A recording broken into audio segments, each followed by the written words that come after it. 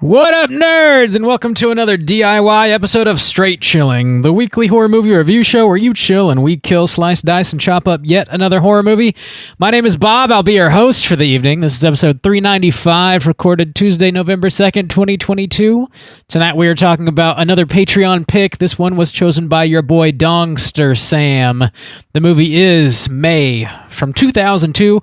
Before we get into the review, let me introduce everyone else on the show. First up, calling in from Washington, D.C., we got our boy Chucklin' Randu.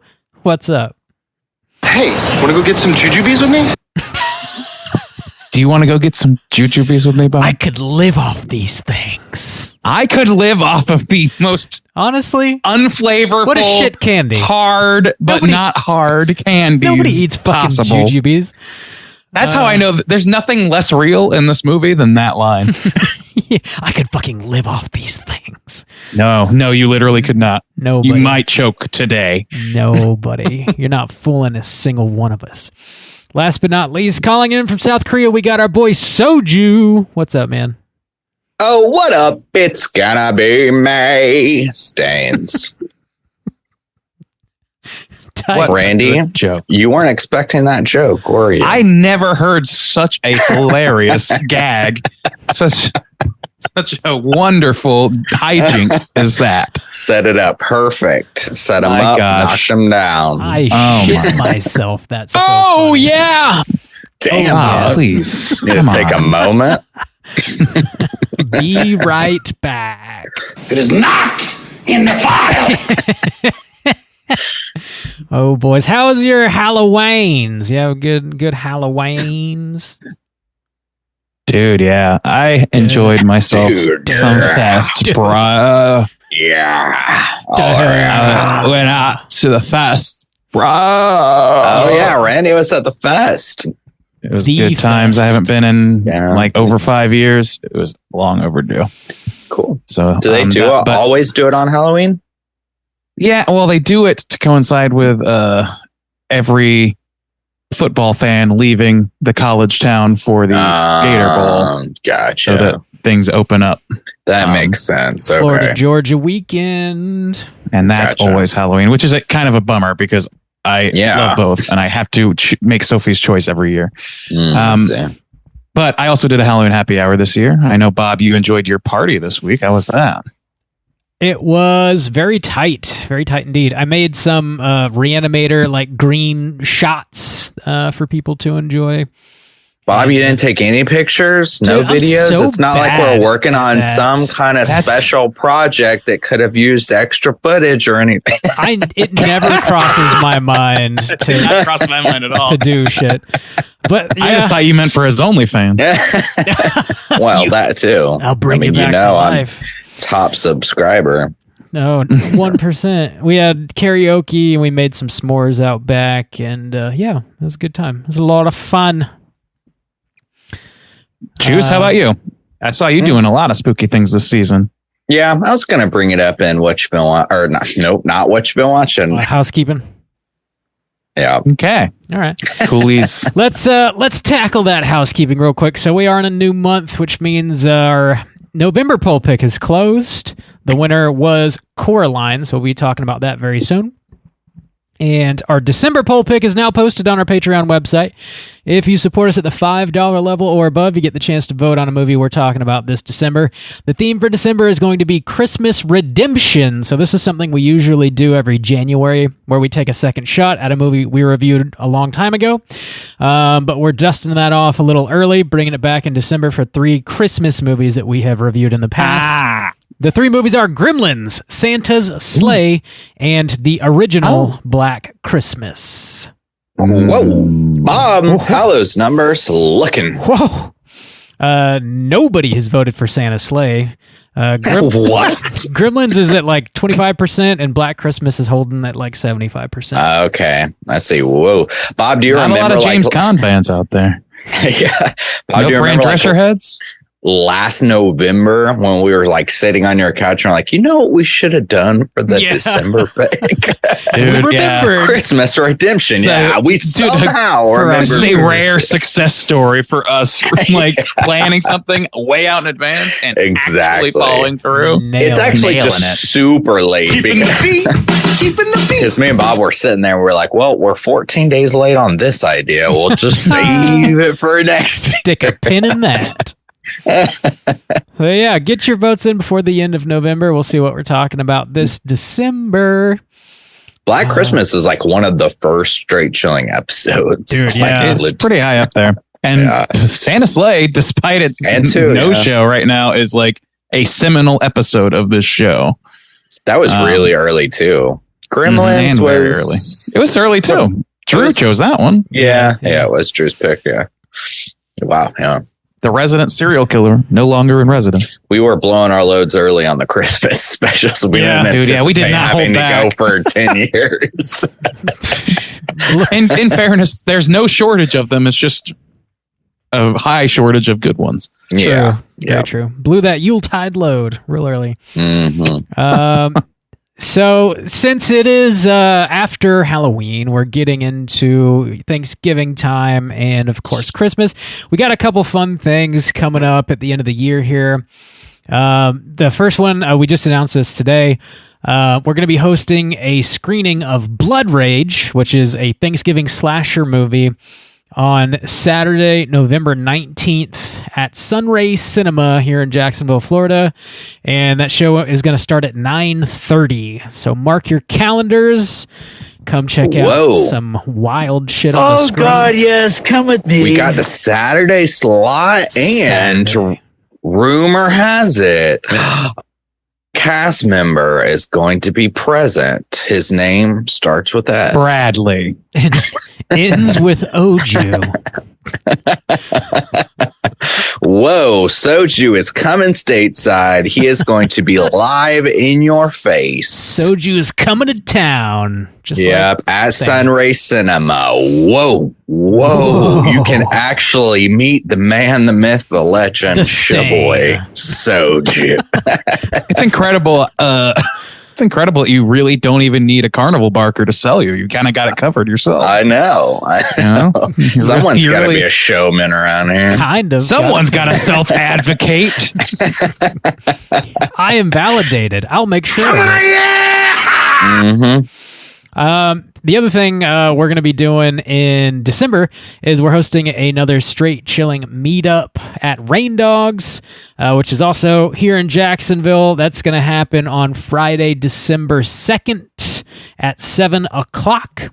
We did one of these earlier this year in the spring. That was a lot of fun. We had a really great turnout. And this time, I'm not going to be the only host there.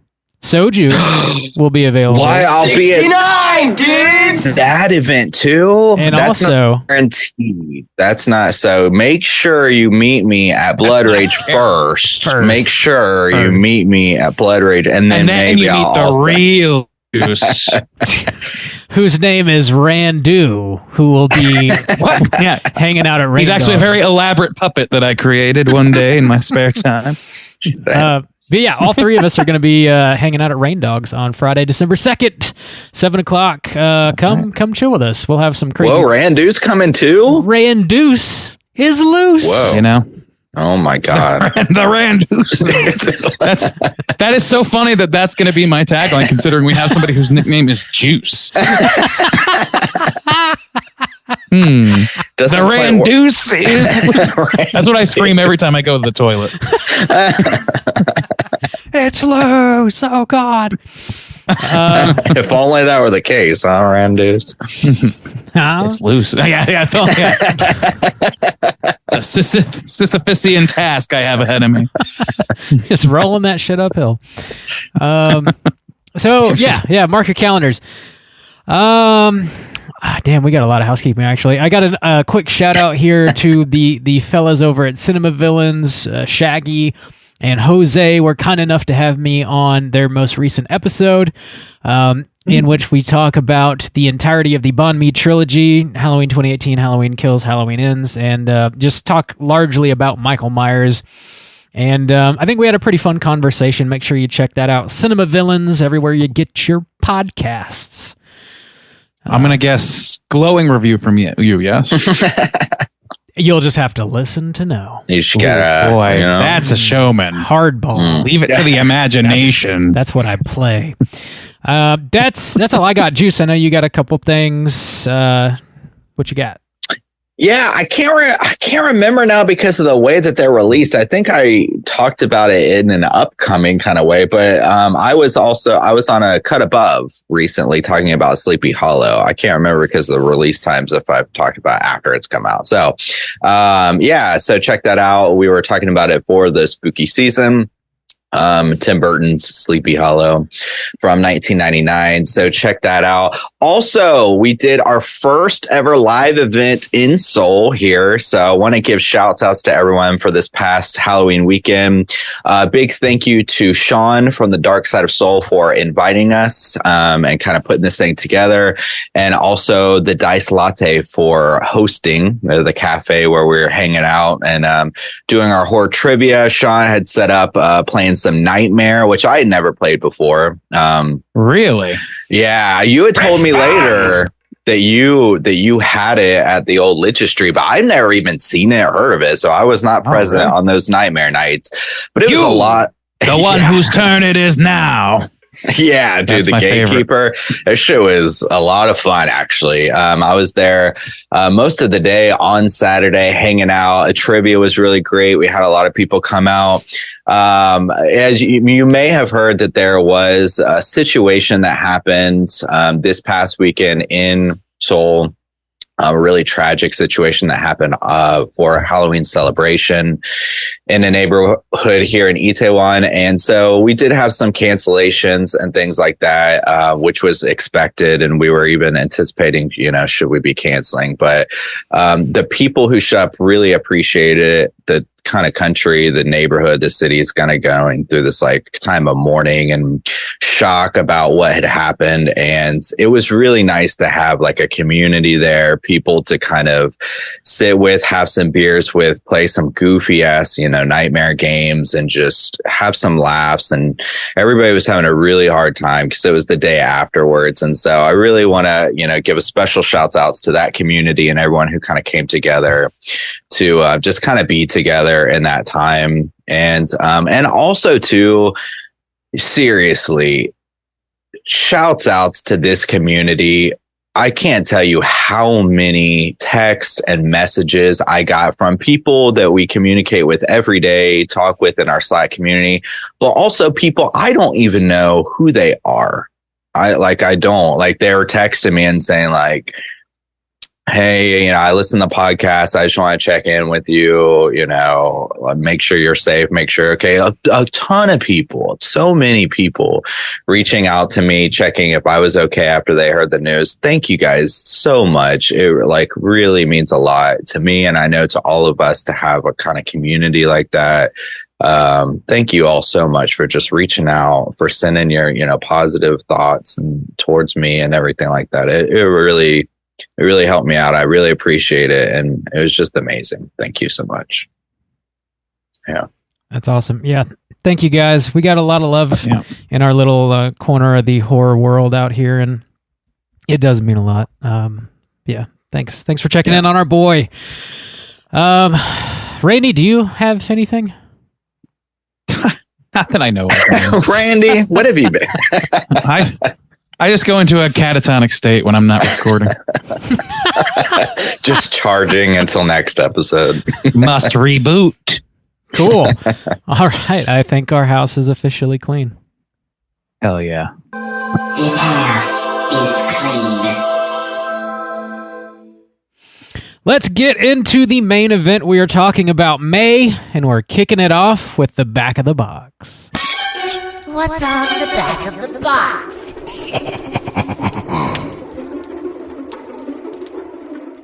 Bob, did I see you hold up this momentarily? I do have it. I got it on the DVDs right here. Whoa. In my hands. Whoa. Is there a blue release for this? There is no blue release for this one. Not yet. I'm sure it's coming out soon. It's got to be. The crazy thing about this movie is that box cover. Yeah. But I've never seen the film. Very well. Yeah. Yeah, I don't know why. That is very recognizable. It's crazy. I don't know what it is. Yeah. The alien forehead. It's a fairly well-known and relatively well-discussed movie. This is the first. Okay. Yeah, this is definitely the first time we're talking about it on our show. But yeah, I think people know about it. Okay. It is. The movie's May. It's from 2002. It's got a runtime of 1 hour and 33 minutes. This was written and directed by Lucky McKee. And something I just found out today, actually, this thing was edited by Ryan Johnson. Oh. That's That's interesting. Yeah. That's very interesting. Huh. It stars Angela Bettis, Jeremy Sisto, Anna Faris, and a few other folks.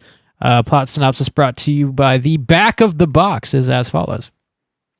May never really fit in, and growing up with a pirate's patch to cover her lazy eye did not make things easier. Even as an adult, her best friend and sole companion is a doll given to her by her mother, until she sees Adam. In all of his beauty, especially his hands, she pursues a relationship for the first time in her life, but she soon finds out that people are not 100% perfect, only certain parts of them are. Oh boy. Gentle Manx. Oh boy. Gentle Oh Manx. boy. Have you seen this movie before, and would you recommend people check it out? Randu, why don't you kick us off? Oh boy. Oh boy. No, I had not seen this film. And actually on the Slack channel this week before watching it, I was pretty excited to watch it because I had always heard about this movie, not really very much about it, but it's just one I knew. I knew it was a female-led film. And then when I turned it on, I realized, and this is absolutely the most on-brand thing that could have happened. It's not the movie I was thinking of. I was thinking of a movie called Spring, which I wanted to see for a long time. No. And this is not that movie. You should watch Spring, though. It is good. But May is in the spring. I mean, the logic is that's there. True. It's right there. It's it's just right on the surface. If it had been called April, I would have had the same problem. They should call this October because it's set in October. Just make it clearer, please. No, I just had the two confused, and so I got a very different movie than what I was anticipating, and I do not recommend it. We got some more pictures. I think we need to add these. This needs to be a regular thing on our Instagram of Randy watching the movies. Pictures because of Randy. Halloween ends, we got a picture, and then for May, we got a picture of Randy live watching this movie, and they're hilarious. That's not going to work. It's an observed subject, though. I can't. If I know it's going to happen, I'm going to start aping for the camera like an asshole. All right, we're not going to do it. We're not absolutely 100%. Thank God that's never happening again. Randy just clutching his fucking pearls is great to see. Big fan. All right. Yep. So no, I don't recommend. Juice, what about you? Not particularly. I don't think my non-recommend is as strong as Randy's. I think this has found a bit of kind of got a bit of a cult status now. In the horror community, people definitely dig on this, and I can get some of the appeal. It's a character study, and it's pretty slow and also kind of dated, and that can all those things can easily be negatives for a lot. People, especially the kind of datedness. It came out in 2002, and that is not, the infamous time for good horror movies. But, I don't particularly recommend it, but I could see where a decent amount of people could get some see the appeal and what people like about this. So it's a loose not recommend. Sneaky Halloween film though. So I did not realize there's nothing about the advertising or anything in this that advertises it as a Halloween movie. So if you're looking for a little extra spookiness, or some kind of hidden gems for Halloween, then you can check this out. I think this could be a fun Halloween watch. Bob, how about you? Had you seen this before? Would you recommend? Oh, I never seen this movie before. Okay. Yeah. Yeah, I'd seen this a couple times before, and there's a box quote here on the back of the DVD case from Wes Craven. Your boy says, "Startling, compelling, and truly original." So you guys are fucking wrong. Okay, there you go. Well, Wes. Well, I mean, My boy Wes. Wes. This is kind of perfect for like a Halloween hangover because it's very light on the Halloween, but it definitely is it's got it going on there. I recommend this one. I think it's a pretty interesting movie. I think it's well made, but it's cringe as fuck. So it's like maybe it's not the most enjoyable thing to watch, but I think it's worth checking out. So I'll give it a recommend. Yeah, that sounds like generally not a recommend from the crew across the board, though. Is what I'm picking up. Usually, though, it's a swing. This is not usually how this goes. Usually, I'm the one who's raising the pitchfork. So let's see how it goes. Well, so I play by different rules. I don't wheeze the juice that way. Well, we'll not with anything but Underworld, anyway. Randy is a hater, and let's figure out why. I'm a hater. We're dropping that spoiler warning and getting to the rest of the movie. Here we go.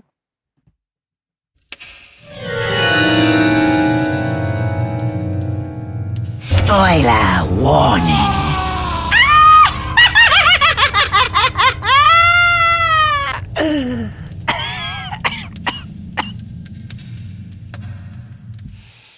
All right there, boys. Bob, you got that plot synopsis? I got it, and here we go. Our main character, May Canaday, is a woman in her 20s working as a vet assistant. She suffered from a lazy eye when she was younger, which caused her to be shy and have limited social interactions. Her mother gave her a doll named Susie for her birthday when she was younger and said, "If you can't find a friend, just make one." May becomes friends with a local mechanic named Adam. She is fixated on his hands, and they soon start dating. They end up watching a student film about cannibalistic lovers that Adam made. And May gets aroused. She bites his lip and causes him to bleed while they're making out, and he ends up leaving. May begins a short little love affair with her lesbian coworker Polly.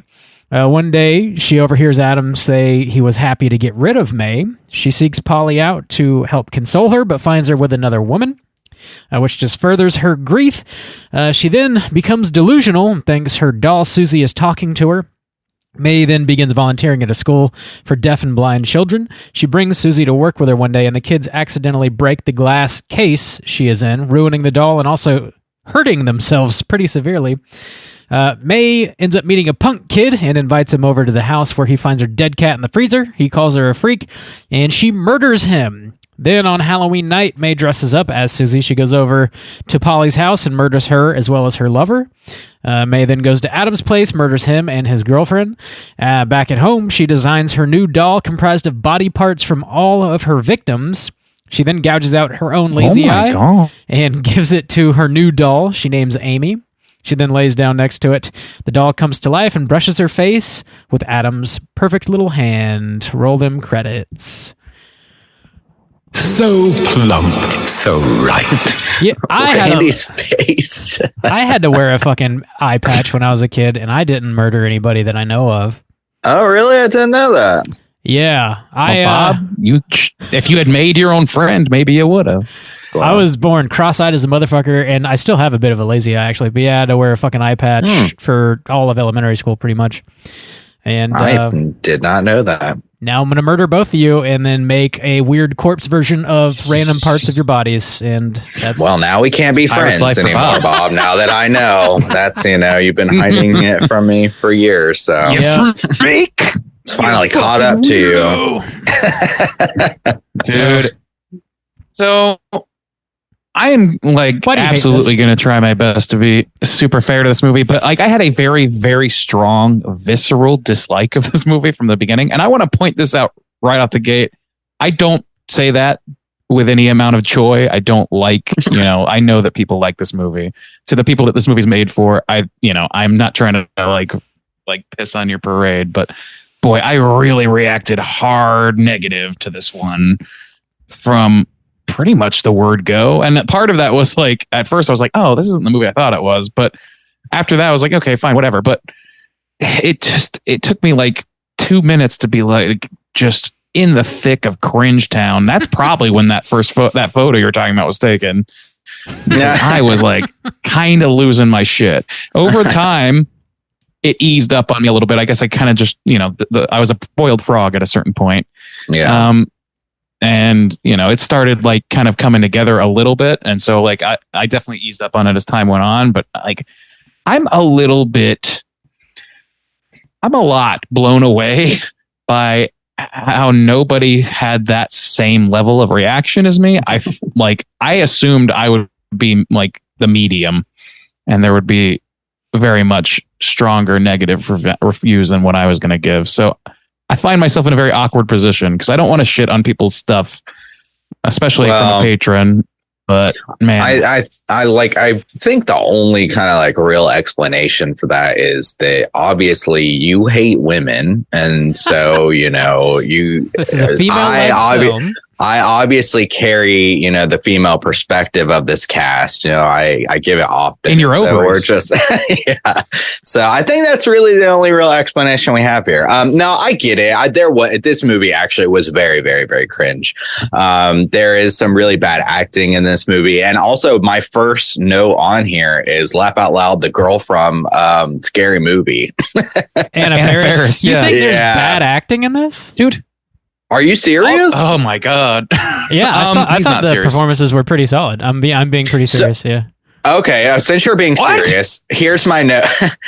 All right, so from her, absolutely, her performances are terrible. And actually, I mean, I know her from Scary Movie. Do you guys know her from like a lot of other things? She's been in quite a few things, and I can't. Okay, I'm going to bring it up because I know I've seen her in other things, and I like her as I like her in Scary Movie. I think she's a lot of fun in those movies. Well, that's the thing I was going to say with Scary Movie. She gives a very, very similar type of performance, but that's a comedy parody film where it's supposed to be ridiculous. The problem with this movie is there is some good acting in this movie, or like some competent acting for what the character is. But for this person, I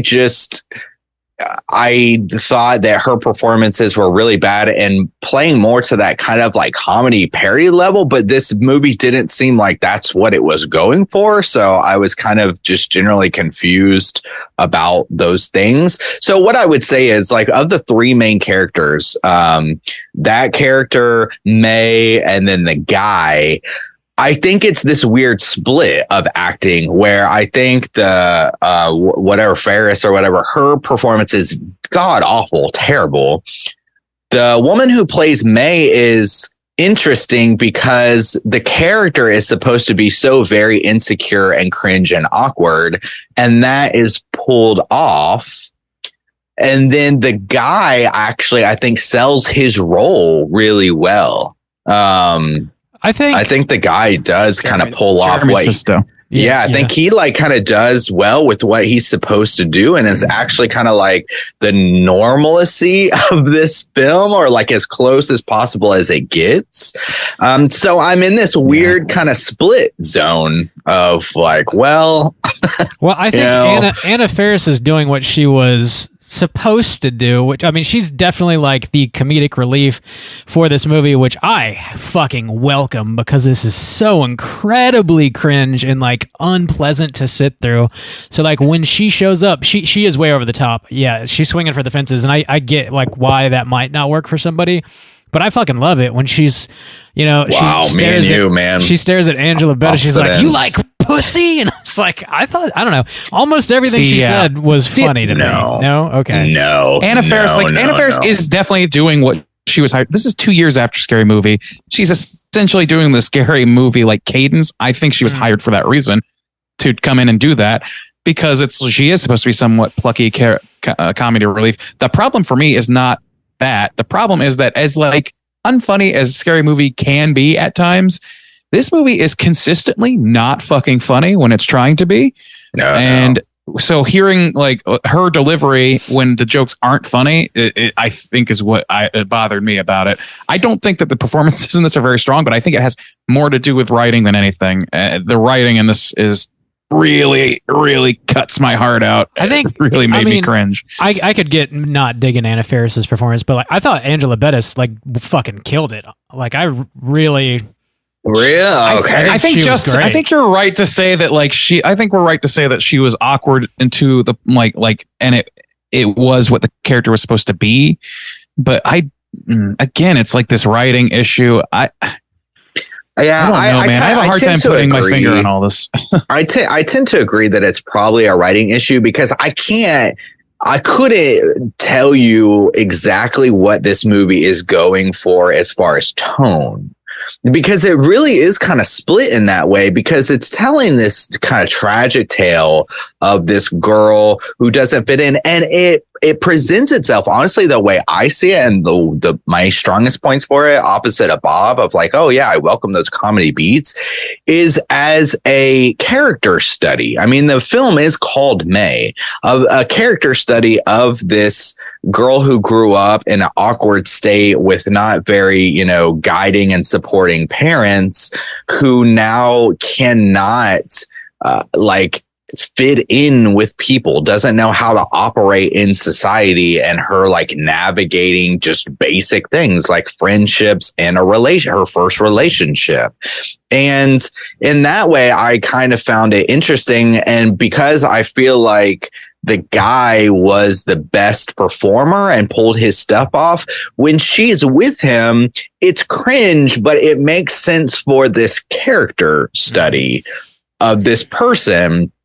When it's in these comedy beats, then I'm confused about, are they trying to pull a gag? Are they not taking this character seriously?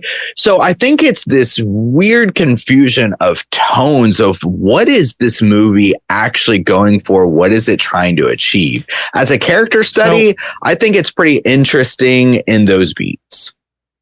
I think that to answer your question, I think what it's going for and how it's going for it are two different things. Like, I think it's, to me, just based on what was displayed on screen. Like, I think it is supposed to be a character study. It's supposed to be like a Repulsion for the 2000s or some shit like that. Like, it's supposed to be like, not in cadence necessarily, but like a person sort of like losing themselves, who's apart from society in some way, and then trying to find their way into society. I don't know. I haven't seen Repulsion in a long time, so maybe that's a bad comparison.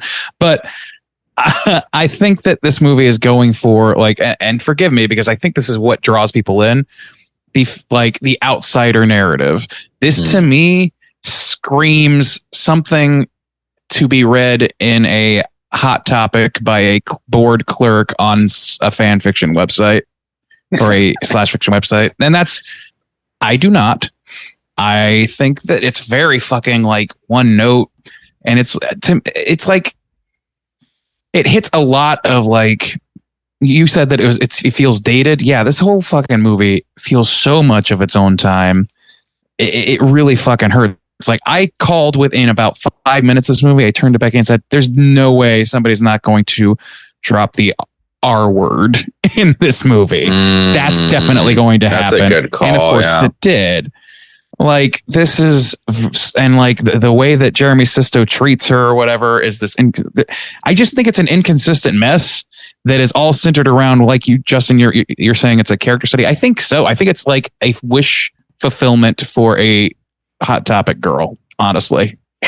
That's what it feels like for me. I don't see how this is anybody's fucking wish to be fulfilled. It's a fucking nightmare. But I mean, regarding the revenge tone, for being a pariah who's treated poorly for reasons that you may or may not have any control over. I mean, she rips for her being eye out in the awkward. end, man. It's not a dope ending for anybody involved. No, but it's like if you're an edgy person, he's talking about to get revenge, separate from minus the ripping the eye out of the getting revenge on the people who wronged you. It's like somebody's the kind of person who wears a T-shirt in 2002 that says "I'm so twisted" with a devil emoticon. That's the kind of shit that this is. I mean, this, she still doesn't get what she wants in the end, which is to be as she's yelling at the end, asking for someone to edgy to teens see her. know that Oh, Edgy teens know the bad ending. Okay, leave the Hot Topic stuff at Hot Topic, man. Well, I think you're I think kind of projecting. Hot Topic. I I didn't bring the Hot Topic. They did. Whoa, I'm going to be moderator today. I think you're kind of projecting a lot. But I think what the movie is actually getting at is that, yes, nobody quite sees her or understands her. And like in the end, that's still not the case. I mean, she stitches together this corpse that is not really alive, but it is in her head because she's completely come undone at the end. But to touch on the inconsistent tone, or like what this movie is trying to get at, I think it's a black comedy is how I see it, because there's a lot, like not just Anna Faris, there's comedy with that character for sure, but also within the interactions between May and Adam, there's a lot of comedy, like, or shit that I thought was funny, when she's talking about using the cat sutures on the dog and its guts spilling out, and like his reaction to that, I found to be very funny. And the damn Juju Bee's character at the end, like he's obviously in there like for comedic beats and stuff. There's like consistent comedy throughout, which I think really helps because the story itself is so extremely bleak. I think it needs that personally. Dude, I am in a rare position today. Let me tell you.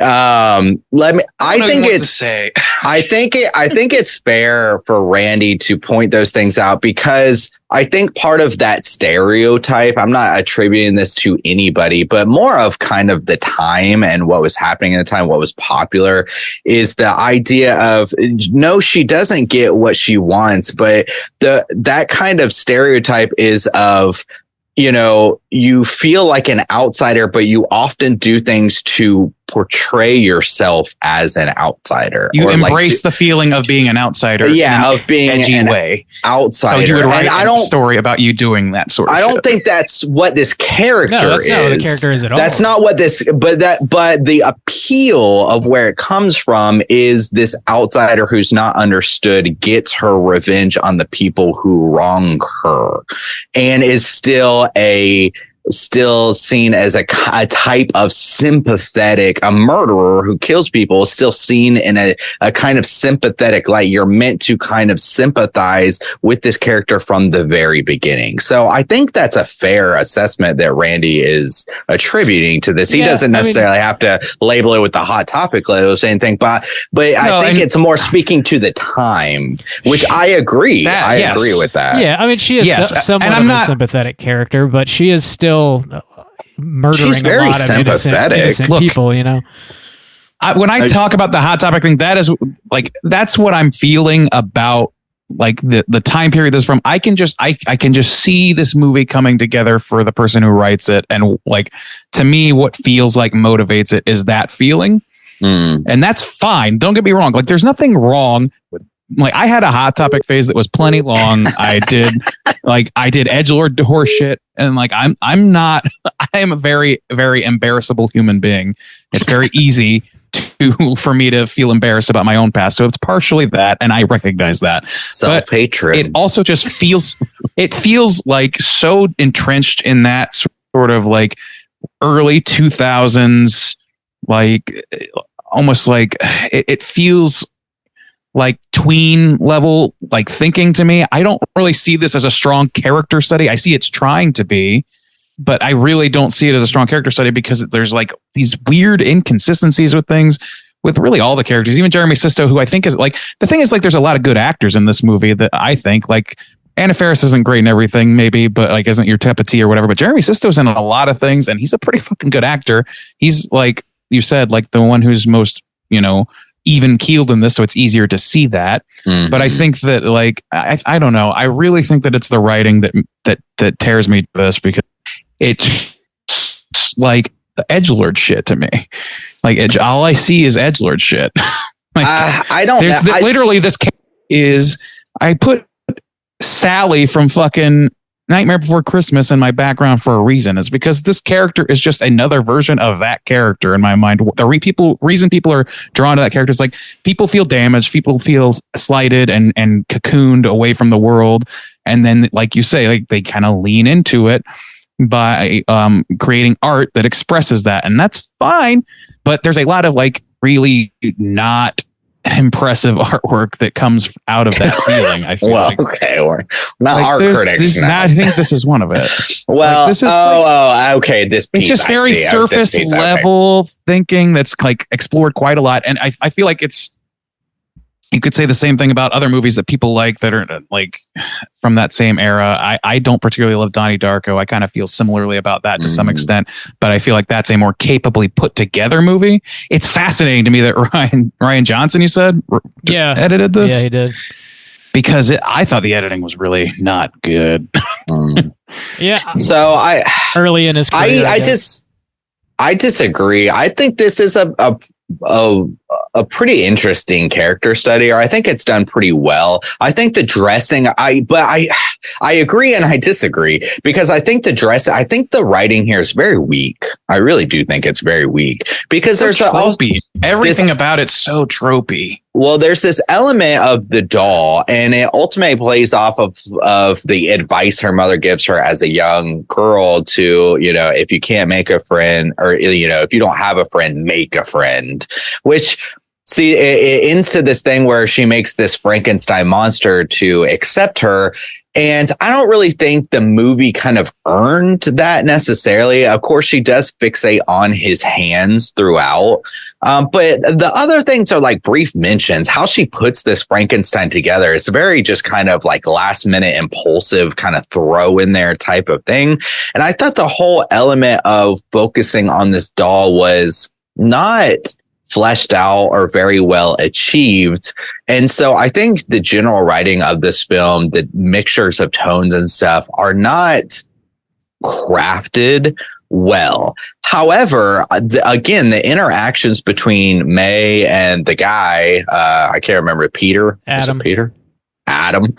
Between May and Adam are actually believable, and actually very interesting. And because, the whole outsider of May, who literally has no experience in interacting with people, let alone a relationship, finding this, self-proclaimed, I like weird, that guy making these indie horror films and stuff like that. And he's more of the Hot Topic type of like stereotype that I think Randy is trying to. He's definitely got the whole movie is that. But. Yeah, he's definitely got the trope, but it's actually kind of a fun catalyst for Mayor to see this path, because she is picking up cues. She is very, very, very much into this guy. He is able to recognize that she is, and is actually kind of in some way being kind or polite, but also, this girl's kind of fawning over him. So, okay, might as well give it a bit of a go. And so he even opens up to her a little bit. Oh, let me show your movie. Are some women going to be disgusted by this or think it's weird? She's not. She's into it, but her social cues, she has no social cues. And so her picking up on this thing of him making this very campy cannibal movie, and her picking that up as a social cue to then bite him, and then him really realizing like, wow, she's not all there, like mentally, to be able to interact socially, and him kind of like avoiding that. It all makes sense. And I thought that played out well. And because she is supposed to be a very awkward person, that all worked very well for me. The shifts in tone, though, like you said, the jujube guy or whatever, all those like comedy beats did not work for me. They just weren't funny. They weren't funny at all. Exactly. This movie could use some levity, but what's written and what's delivered was the cringe part for me. The comedy in this is huge cringe for me. I was not about the comedy. Well, that's the thing. It's like it's trying to be black comedy, but it really seems like, and then and then the glass breaks and all the kids roll around in the glass and she just cries. Like, I don't know, man. It's hilarious. I didn't see that as a comedic moment. It didn't seem that serious. I thought it was like, this must be some dumb dream sequence. I don't think that was supposed to be funny at all. I don't think so. Whatever, man. It seemed like it was supposed to be funny because it definitely wasn't scary. Of all the moments, you picked the blind kids rolling Dude, the blind kids in church. Let me ask you this. Have you guys ever seen a blind kid that just like stands near a tree and just touches a tree for hours? No, you haven't, because that's not fucking real. So I would say actually too, the blind kids thing and the pathway to that and everything. That's like, what is was that? Kind of the most It's underbaked, man. Well, it really kind of left a bad taste in my mouth, because I was like, this doesn't feel natural. Like, there's a million ways for that doll and glass to break. And this whole, I'm going to take this doll to this school where kids can't see it and they're going to try to touch it, and it's going to, I couldn't understand what would drive someone to write that. I can tell you what, this is what I'm talking about. The reason I think it's funny is because I can imagine somebody sitting around with their friend and being like, okay, so what happens next? Oh, so she starts working with all the blind kids. She starts going to the blind kids, and she starts like, and the kids start crying to grab her friend, and she's like, no, don't grab my friend. And they just won't stop. And so she just like drops it, and all the kids get all cut up. I just feels edgelord as fuck. Like, it's funny because not really funny. It's funny because it feels fucked up to portray. You know what? It's like Johnny the Homicidal Maniac shit. I'm sorry. Like, I don't know, man. I am not doing a great job of making my case, but it just feels fucking like it's edgelord shit trying to get laughs out of dumb, gross, horrible shit. Anyway, I don't want to have to defend that part. Yeah, fine. Take any of the other comedic beats you want. They're just not funny, and all of the things that are supposed to be really dark seem like they're trying so hard to be dark that they come off as being like something that somebody like, oh, that's so twisted, bro. Like, it just feels like something that's supposed to be entertaining and just is not. So where I have the problem is, okay, so with the whole jujube guy, let's go to that. That had a real kind of ring of truth in some of the elements, again, in the character study element of this girl who's desperate for friends and some kind of connection. This actually reminded me of a scene that was in that Dahmer thing where he essentially kills his first victim in that Dahmer show, of him like begging somebody not to leave his house. They're just hanging out, working out. He could have gone to the concert with them. He could have done anything. And instead, when the guy wants to leave the house to go to the concert, instead of going with him and be like, yeah, let's go hang out. He kills him. He murders him. Just so he won't leave him. And so this character of being completely unable to connect with anyone around her had a ring of truth to it. And we've seen things like that, and we've seen it in profiles of serial killers specifically. So it's okay for me. I don't have to make huge stretches and logic to see where this woman's mental state is and where it's coming from. Why you need this guy to talk about jujubes and rubbing ice on his nipples in this movie makes no sense to me. I don't understand where that's coming from. I don't get that portion of this movie. That is a weak writing beat for sure. They just need him to go to the freezer and to see the dead cat, and so I don't know, put ice on his nipples, whatever. He's hot. It's a little bizarre for sure, but I thought it was like dumb funny, and it didn't bother me too much. But I get why that is dumb. It's a dumb motivation. Yeah, I just feel like there's some tropiness in this that just like hits too hard. Like the I understand like the idea of like, oh, make a friend or whatever, as that being sort of like the Prometheus of her thing or whatever, but it feels like written backwards from the idea of having a creepy doll in your movie. It's or part having of it. A girl sew things up. It just, like it all feels like written backwards to make just like dark, edgy fantasy girl. I'm really like I've gone hard on this and I've gone ridiculous on this, but I can understand why this would appeal to people, but to me, it does not ring as feeling true at all. Like one of the things that really, really made me cringe was the first hour of the movie where Jeremy Sisto and her are like consistently like seeing each other, and he's like flirting with her or whatever. This is after she like like went up and like touched him while he was sleeping, and like his hand just happened to be up, and that just happens to be the thing she's obsessed with, and so she put her face in it and then fell. I don't know, all that shit, like weird meet cute situation then leads to this. It just felt like somebody trying to date a middle schooler. And I understand that there's like a thematic reason for that, but it really, really didn't sit right on a very visceral level for me. So like, there's something about that writing where it's like, we're supposed to, I wish that they had made him more of a dirtbag. So it felt like we were supposed to see him as a dirtbag, but like, it's kind of like concealed a little bit or papered over because she's so weird. I strongly disagree with that. I like the way that it played out because he kind of was feeling it out. You know, he woke up to that. I think he actually plays the role of feeling it out of where like I don't feel comfortable with this girl, but I don't really know her. And I also kind of like feel a little maybe bad for her because I see that she's not date somebody or try to. Well, but he's not. Well, at first, you know, he kind of takes it. At first, he kind of is cautious, and I like how kind of not realistic, but that approach, because it's so easy to just make him a dirtbag and be exploitative and just, oh yeah, I'm just looking for sex.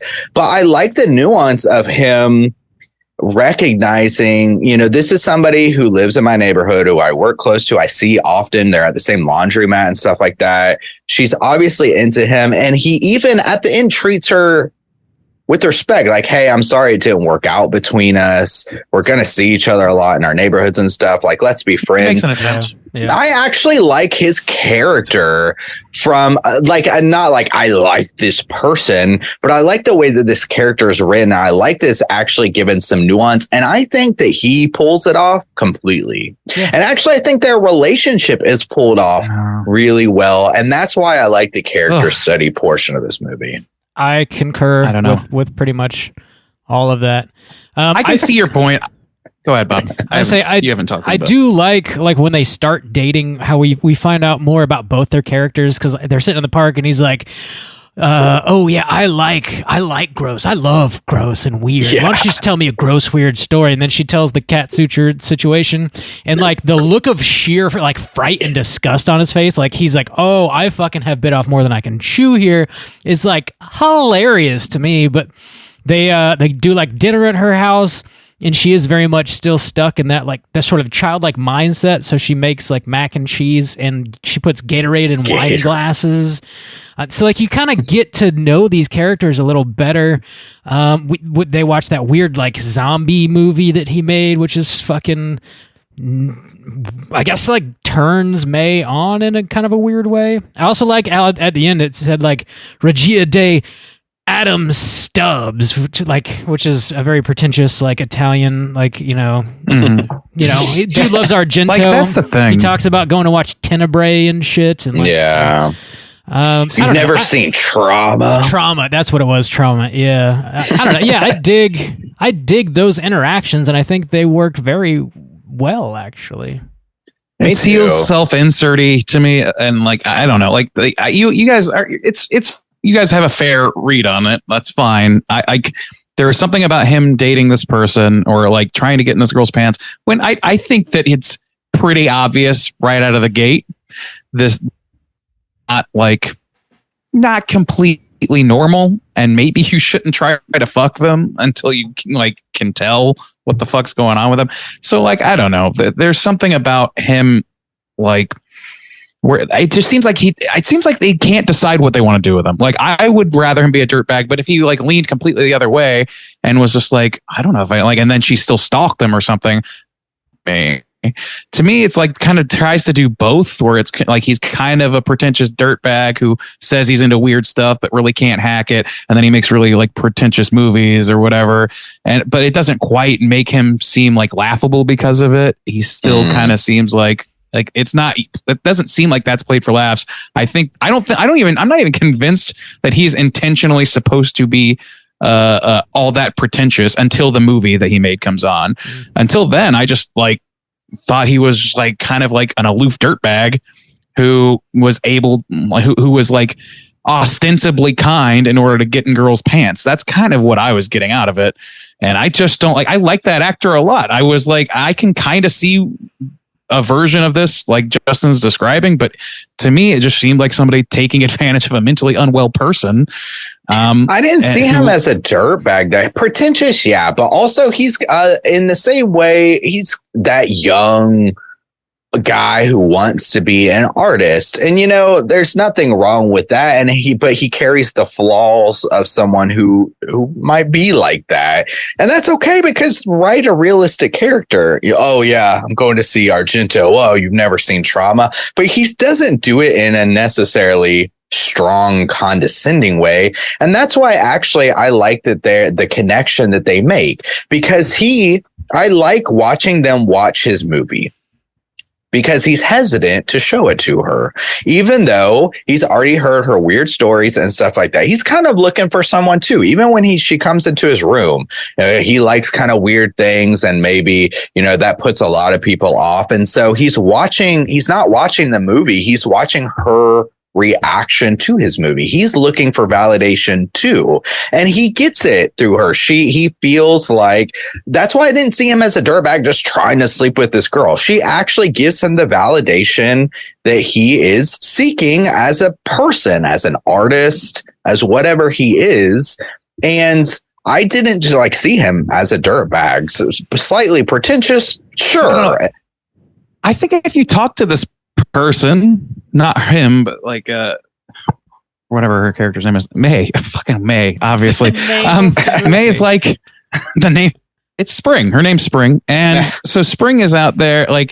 I just think after a couple of interactions with her, any person, I just feel like it's okay to be endeared by her. That's fine, but I feel like to then make it a sexual relationship at the point at which he does, and then pursue all that, to me, it feels exploitative, because at that point, it's got to be pretty obvious that this person is not operating with a full stack, as they say, or she's got some sort of issues, at least some attachment issues to him. It's very clear that he has a lot of power over her.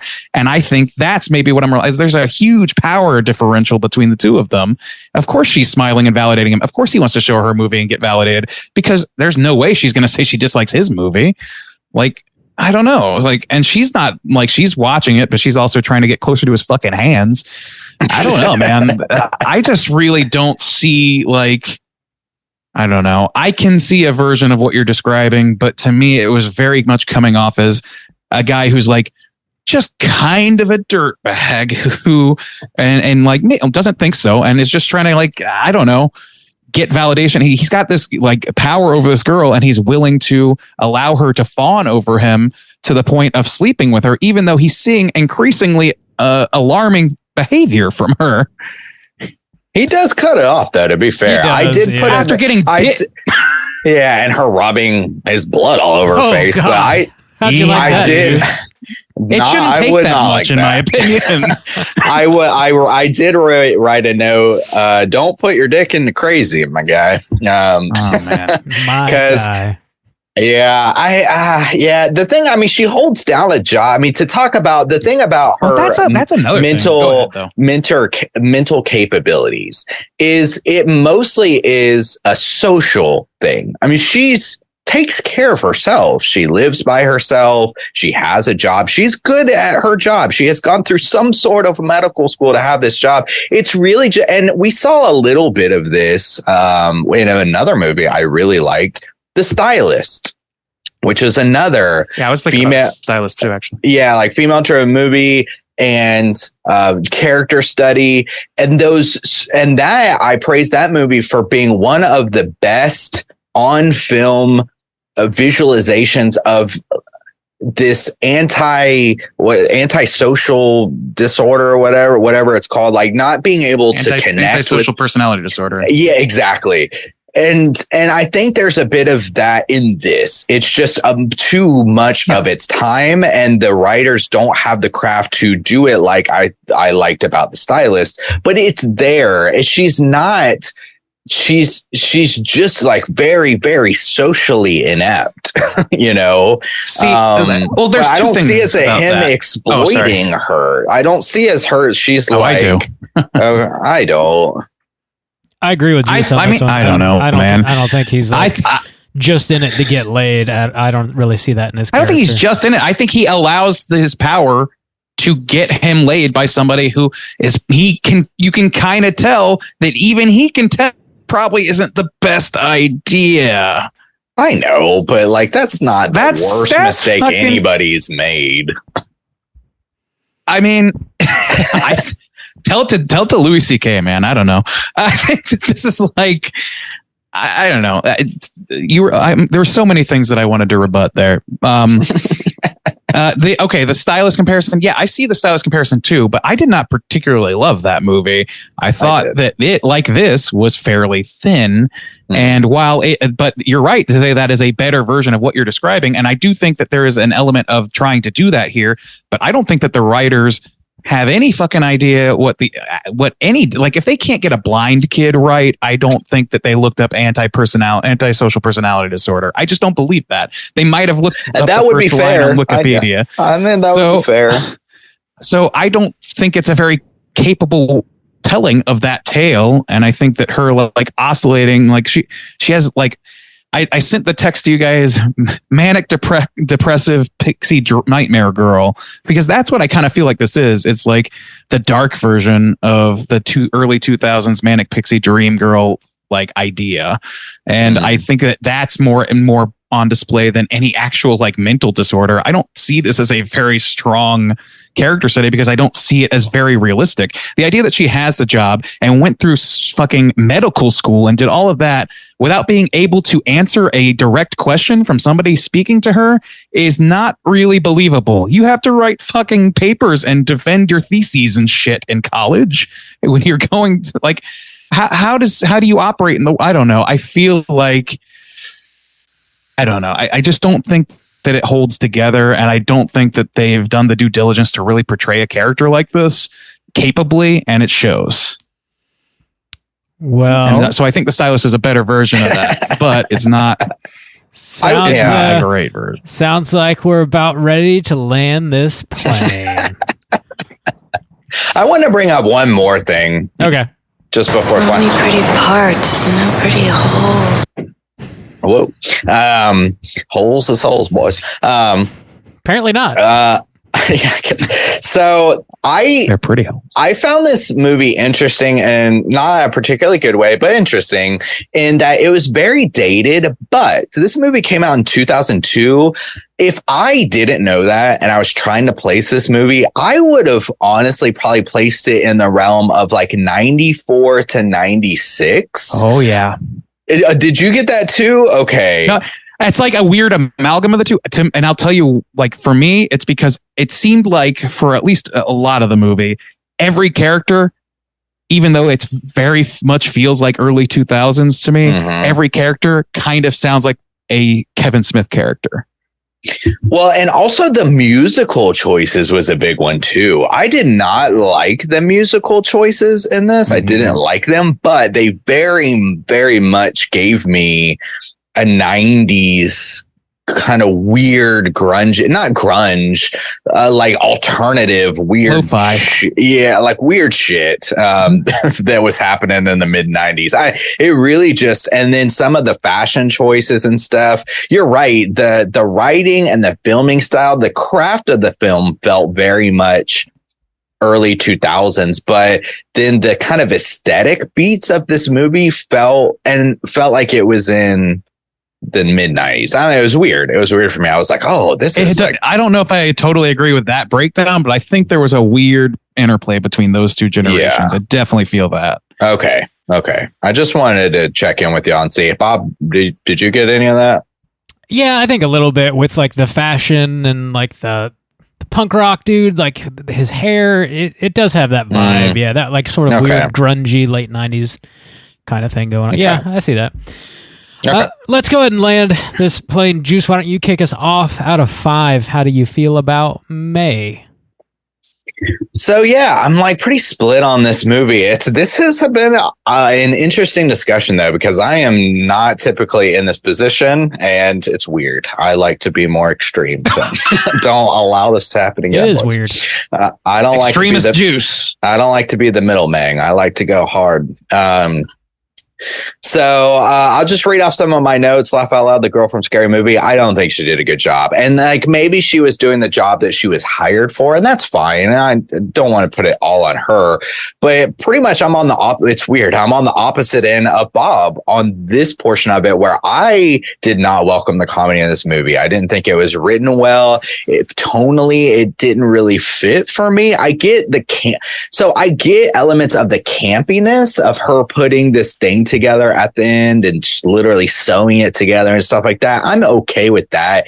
But the comedy where they're trying to be funny, I agree with Randy, where like nothing was actually funny to me about this movie. And all those elements were the most cringe of where this thing was trying to be funny and absolutely could not pull it off. Her, even like the lines she does, we'll get together sometime and eat some melons or something. I was like, what is this dialogue? It was like 25 minutes in, games. and it was 20. Kevin Smith, man, I swear to God. It was 25 minutes in, and I wrote, this movie's a slog already. It was moved very slow. Don't put your dick in a crazy, my guy. But the guy is actually selling it really well. I thought that he did a good job. That character was believable. I like the nuance of it. I like the nuance of their kind of relationship or trying to develop one. And even when he came up at the end and, said, I hope we could still be friends, and those kind of elements, this chick just shows up at his door. I was feeling pretty sympathetic towards this guy in a lot of ways. I didn't see him as a dirtbag. Another cringe line, you need your beauty rest. Not that much of it, though. I was like, what? I don't get what they're going for with this character. His little movie was fun. I liked his little cannibal movie. I thought that was a fun, I don't know. I liked it. And when he said, she's like, I thought you liked her. And he says, not that weird. I wrote, fucking poser.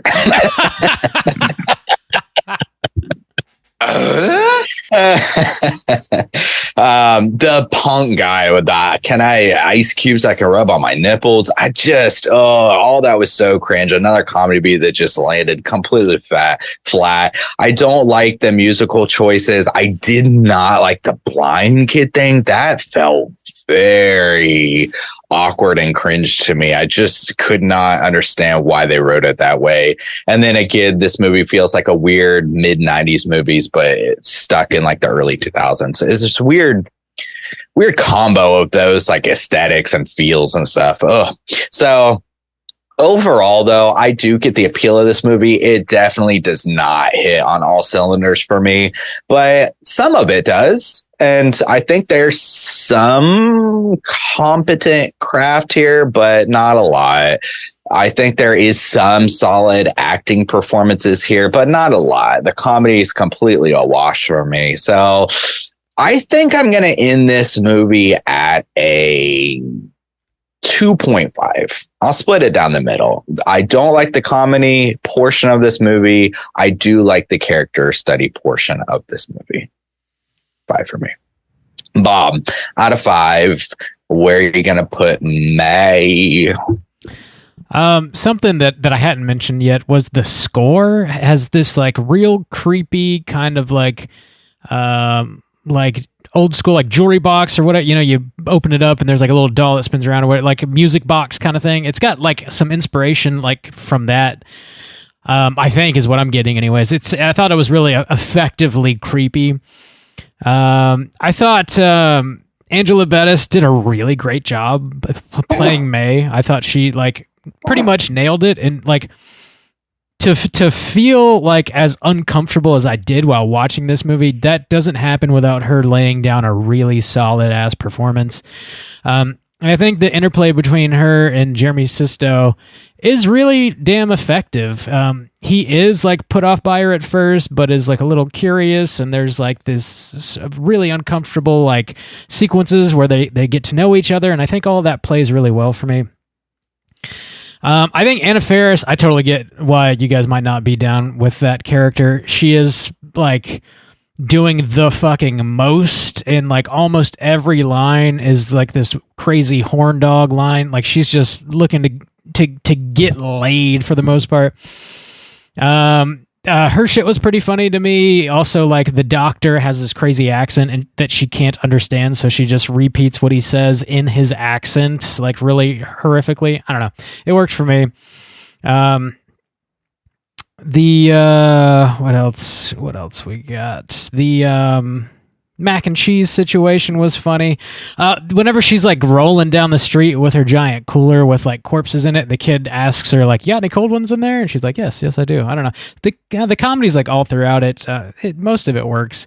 Jujubee's kid I thought was pretty funny. I think the overall point of the movie of her just like, wanting to be seen by someone like lands. It's a little on the nose, it's not like super deep. We don't have like a huge character arc. Like, we pretty much more or less meet her where she stays. But I dig overall. I think there's more good here than bad.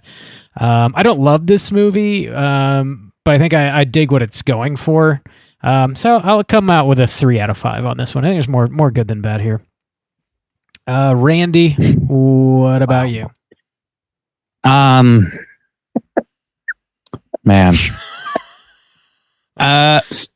I'm real, like, again, like, I don't want to take anything away from anybody, but I'm going to start with this one thing, which I didn't bring up, but I did want to bring up as a very strong positive, which you just kind of pointed to, Bob, is the end where she's dragging her around the cooler. I was like, this is definitely a cool Halloween costume somebody could wear. Yeah. I fucking love it as an outfit. I think it's a cool outfit or whatever. Like, I think I understand, like, I don't like this movie, but if somebody came up to me in a May outfit, I would be pretty psyched to talk to them about it. Or I would just think it's a cool costume. I don't know. I don't agree with Justin or Bob about the comedy, because I don't think that is anywhere near the cringiest part of this movie. And I also don't think it's funny. And I think that's really the comedy, like the accent comedy thing is just not funny to me. The Anna Faris making like really rudimentary pussy jokes is just not funny. Like, the fucking Jujubees thing is more incredulous than anything else. I'm just like, nobody likes fucking Jujubees that much.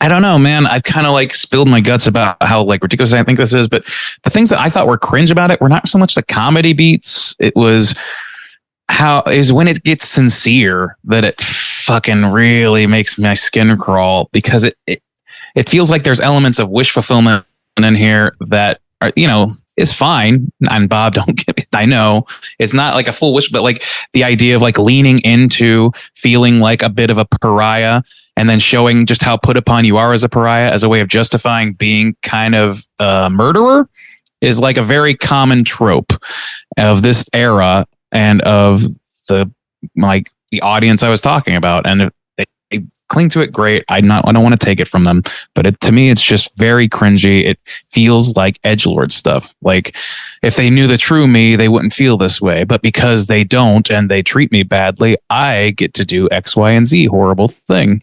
And then you've got the whole element of the relationship, which to me felt pretty exploitative. And then you've got the use of the R word and the blind kids who are very obviously not blind and who are clearly just there to create a situation where a kid can say a curse word to the camera, because there's nothing funnier than in 2002 than that. The doll is just like the most tropey thing in the world to have. Oh, there's a spooky doll. Oh, she makes her own clothes. She's not like other girls times a million. It just makes my skin crawl, man. And as it went on, like when it got to the point where she's in the cooler and she's actually collecting bodies or whatever, I was kind of okay with it, because that I was like, okay, at least things are coming together now. Things are happening. She's sewing things together. It's still silly and I don't really like it, but it's still like, it's at least aesthetically kind of fun at that point. But yeah, at the end, the thing moves and I'm like, okay, so what is that for me? What is that doing for me? Nothing. It just doesn't really do a lot for me. It's not made for me, is ultimately the ultimate. And to me, there's elements of edgelordiness, which I have definitely lived in the world of in my time, that I guess I get out of this movie. I can just see the seams from this kind of thinking. in the writing here.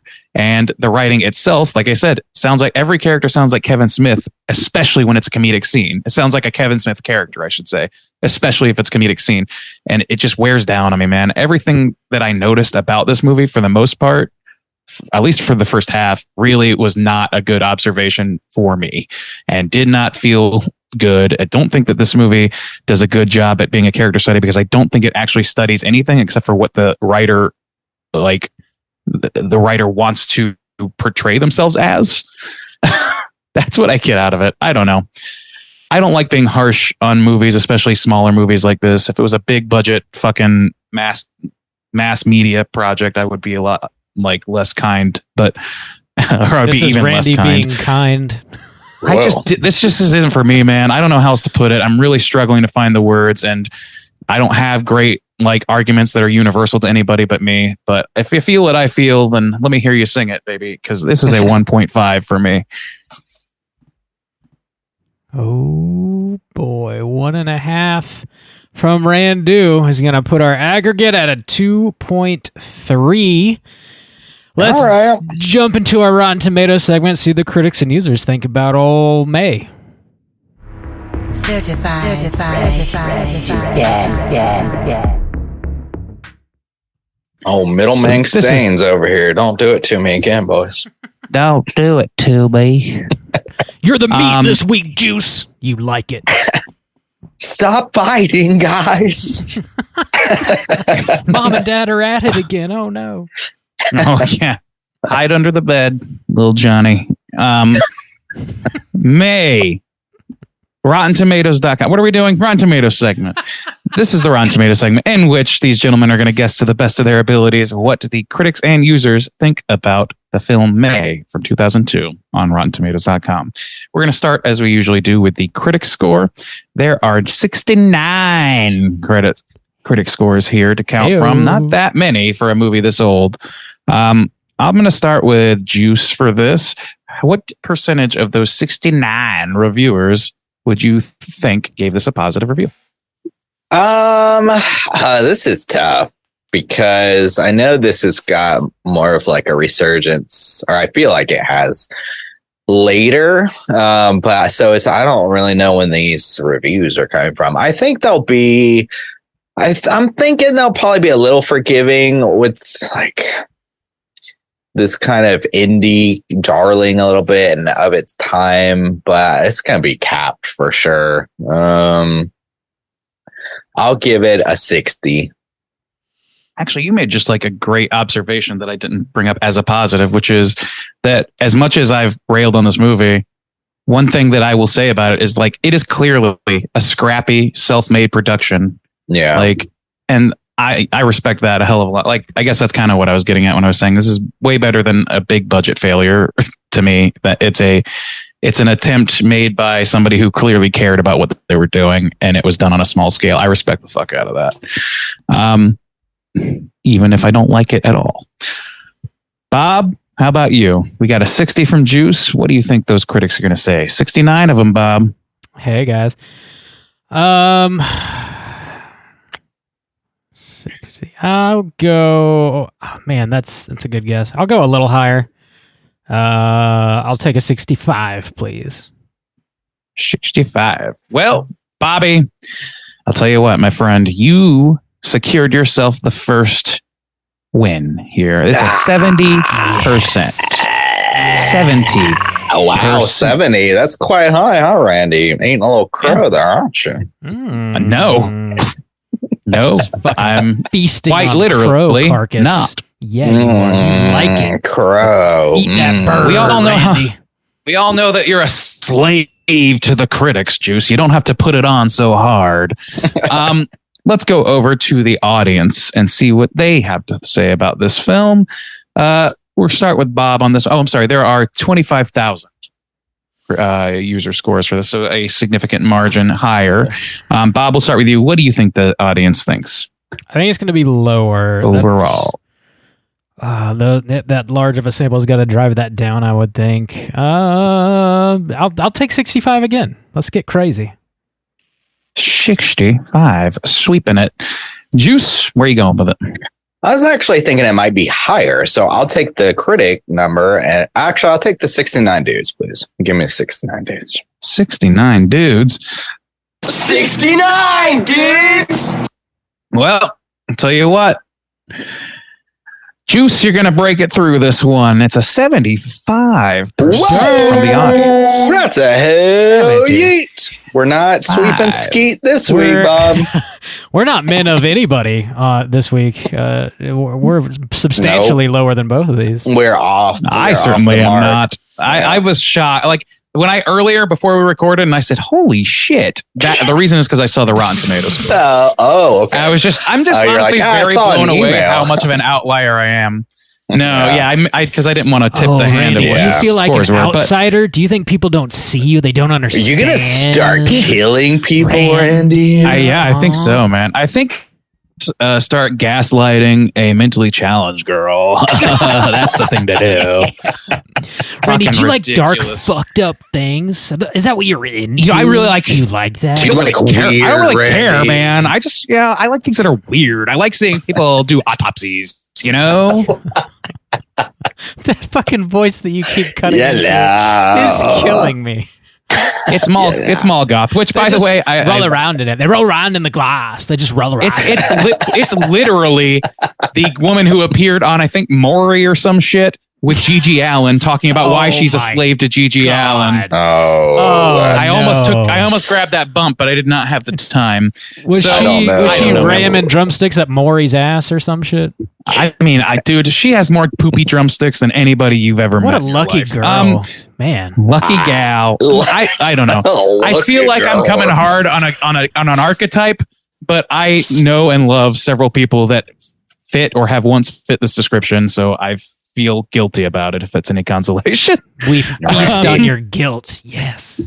Randy I'm a bad hates person, the and we mall all know goths. this. Okay, that's all there is to it. I never did listen to MCR.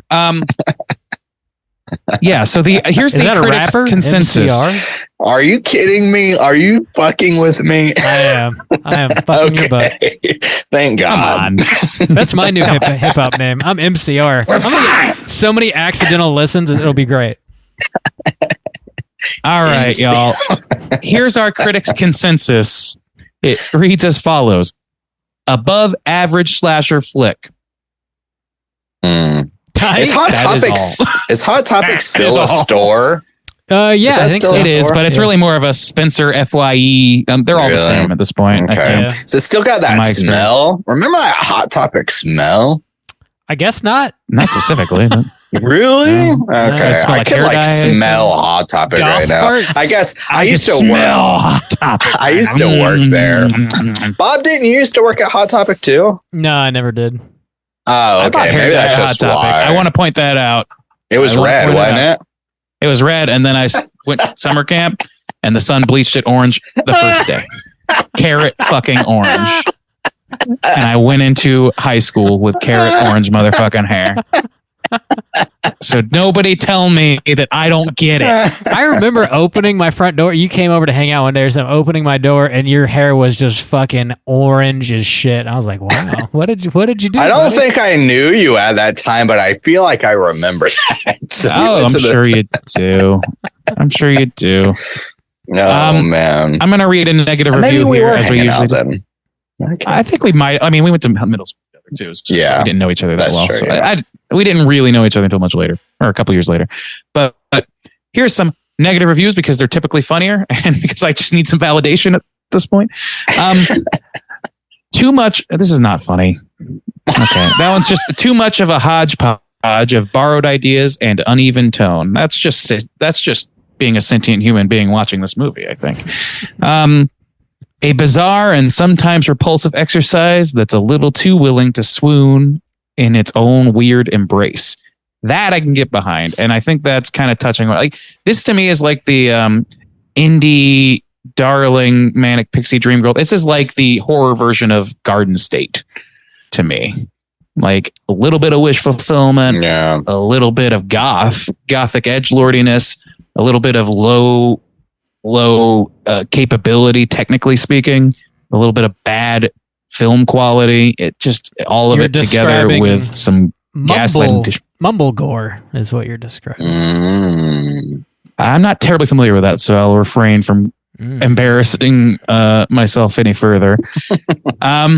One more negative review. It's ultimately difficult to envision May working as anything but a short film. I could see this working as a short film. Yeah. Sure. If they cut out all the comedy beats, for sure. They cut out the comedy. If they made it, I don't know, man. There's a lot. I don't want to like going down the road of like workshopping this because there's a million things you could do to improve this, and we would just be here all night doing it. But I think that there is enough good stuff at the core of this that you could make a pretty good short film. And if you excised most of it, you could start again and make a pretty good film. If you threw this film out, you could really make a film here. Yeah. If you threw this out and then started writing the next Halloween, you'd probably do really good. Where's Corey? We need more Corey. This movie really made me appreciate Corey Cunningham. Oh my God. We got to move on. Bite your tongue. I'm done. I don't know what you're doing. Right. Keeping the beat, yank. You just keep talking. I want to cut you off because that'd be rude. There isn't much trivia at all, so we can keep cruising. Let's go ahead and talk about Cooter of the Week. Straight chillin'. Cooter of the Week.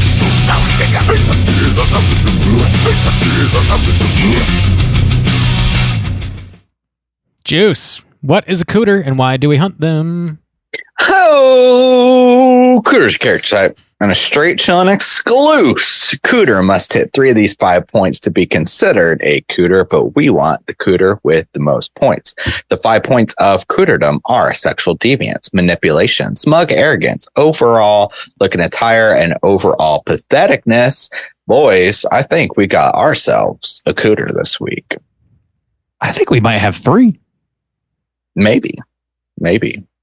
Where should we start? But I've been talking a lot. You're right. You go ahead and kick us off with a suggestion. Bob, who's our cooter? Let's start with Adam. Let's have a look at Adam because this was kind of God bless you. The one we were really like debating back and forth here. So, is he smug? Do you think he's arrogant? Yeah, I do. Not all the time, but yeah, I think so. I think he has a whole like character beat about being a pretentious filmmaker kid. The only He's at least had his head swollen about his artwork. The only time I saw him as being maybe slightly smug was when he's like, "Oh, what? You've never watched Trauma?" Yeah, but I saw that and him like his reaction watching May watch his movie. I think it was a little bit pretentious. I kind of I lean with Justin. I think the movie itself was pretentious. Well, you can't. Okay. I mean like the film he made. Oh yeah. I don't think that's he might have a dash of arrogance, but I don't think it's like a major part of his. I will definitely agree that he is not. This is part of the problem is like the inconsistency of it. To me, I feel like that's definitely there, but it's definitely inconsistent. So I'll agree that it's not a consistent thing. Okay. So sexual deviance. I give it to him though. I don't think so. I don't think so either. And I don't know. I think that he saw more than enough evidence. 3 dates. She waited outside his house for 2 hours. That's not something that a person who is not doesn't have some sort of like mental aberration does. And you, the person she's fawning over, who she waited 2 hours for, have a responsibility to that person to not take advantage of them. And I think that he does. I didn't see him as taking advantage.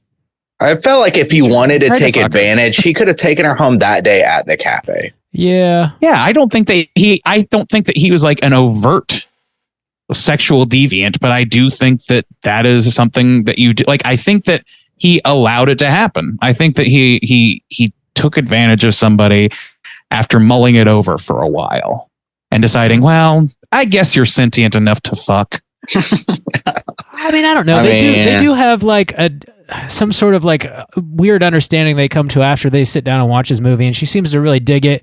I think that like definitely validates him for sure. But like they have more going on than just like, I'm here to bone you because I know that you're crazy into me. I think he pities her a little bit. I think the thing that you're feeling, at least to me, like the other emotion he has for her is mostly it's like repulsion, or it's like being weirded out by her behavior, or it's pity. And like none of those are reasons to sleep with a person, in my opinion.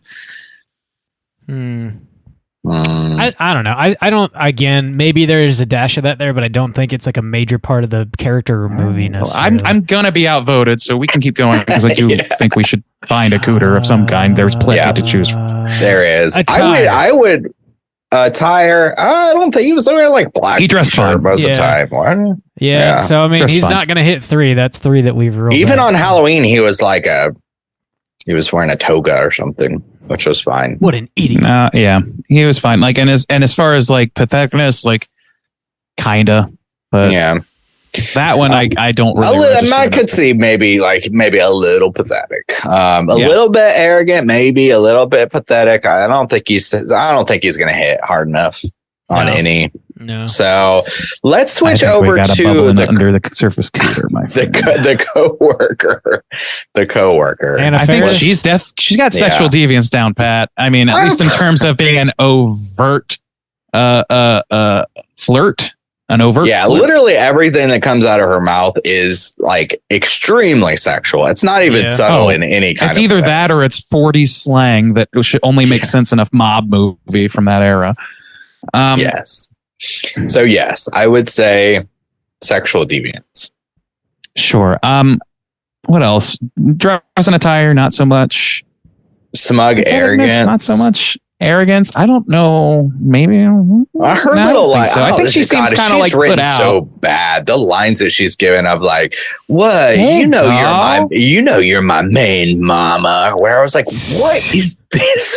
Movie? Dude, yeah. That is really just her. It's very try-hardy. Like, she's trying to just get laid. That's about it. It's like I don't even know if we know enough about her to label her any of these other categories. Really, like if she was constantly, and I mean constantly, smoking weed in this movie, I think that it would all be a lot easier to swallow for me. Maybe. I don't know. There's something about like because the way she talks, like I wondered at one point in this movie, I was like, I wonder if Anna Faris was completely fucked up this whole movie. She's a little pathetic in that, like I don't know. That's like all she wants to do is just fucking bang anything and anybody, anywhere, anytime. And she also can't understand the doctor or like realize that he's just got an accent. So she speaks in his accent. It's like I don't know. It's just like come on. Yeah, it's just like bad bits, and she's just the delivery system. It's tough to even give her a character note. Yeah. If I was going to give her anything, I could say maybe she's sexually deviant, maybe pathetic. And I don't think she manipulates. Yeah. No. She's pretty like, honestly, like she goes a little out of bounds with the sexual, like innuendos and so on, like, and coming on to people. But like, mostly she's just kind of like, it seems like in her outside of May, she's not aggressively pursuing these women. She just has a sexual life, which is fine.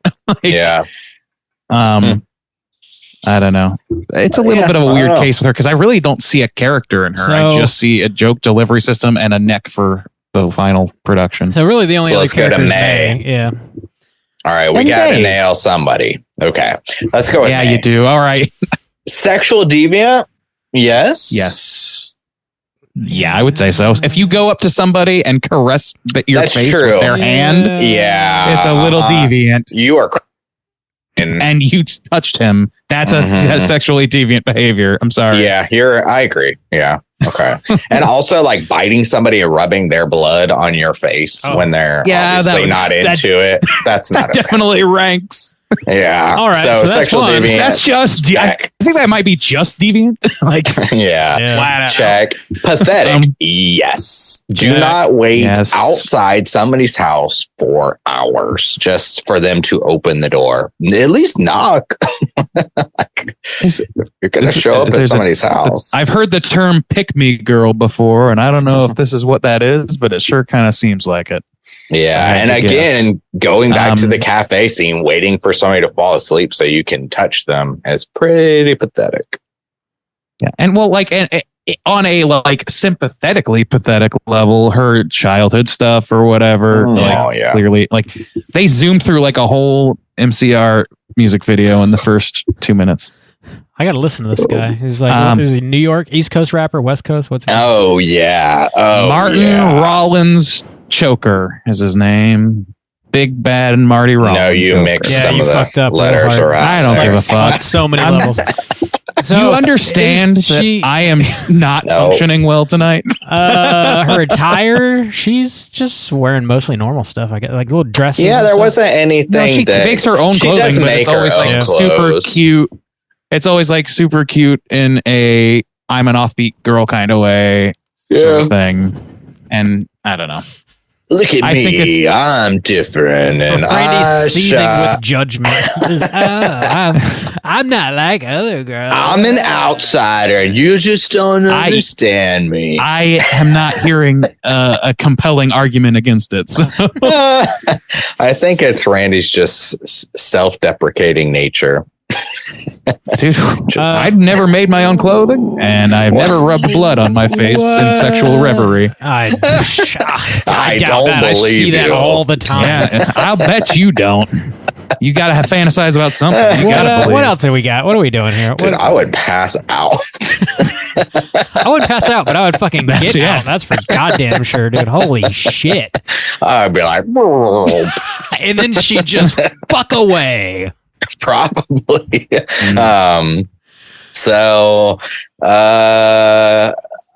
Pathetic and sexually deviant, yes.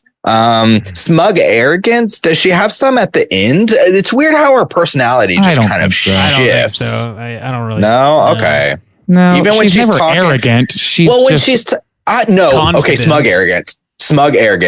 When she is like flips her personality completely, she goes in this Halloween costume. She goes over to Adam's house. He lets her in, and that girl's singing with him, and she's like, "Don't touch those hands. Those are my hands." That's kind of arrogant.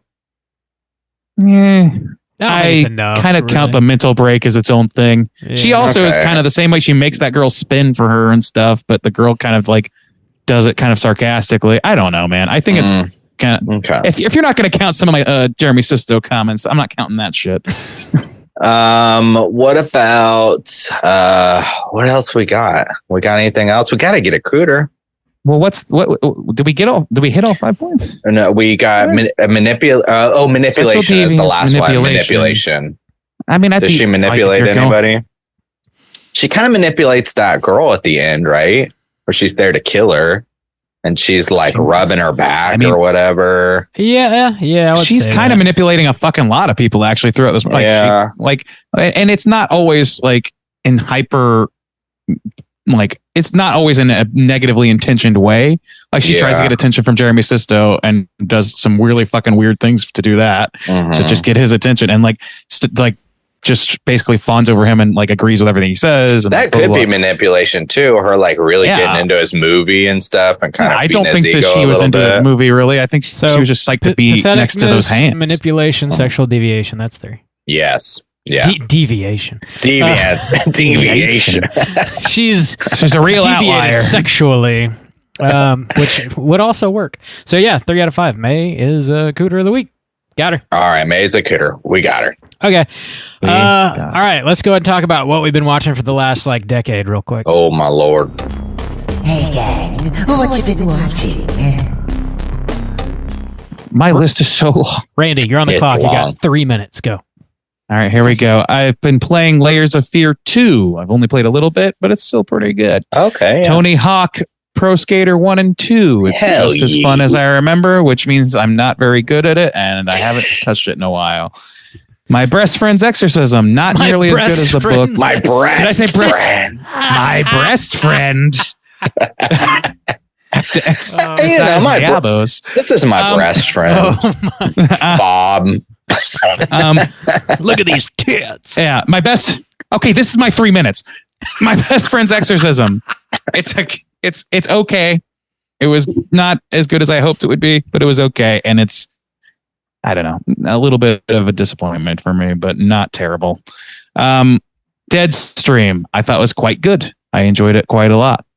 I finally saw Pop Star, which I've been meaning to see for a long time. It's a pretty funny movie. Not the funniest in the world, as I've been told by some people, but it's still pretty fun. Rewatched The Witch. It's still great. Watched a movie called Trick or Treat, 1986. It's not R. I think it's Trick or in this one. I can't remember because they're all the same. But this one is like mostly just a girl babysitting and a kid scaring her with jump scares a lot. Almost exclusively that. Like a child that she's caring for. It sucks. Over the Garden Wall. Rewatch that. It's still fucking incredible. Night of the Demons. Watch that for our Chilloween. A lot of fucking fun, that movie.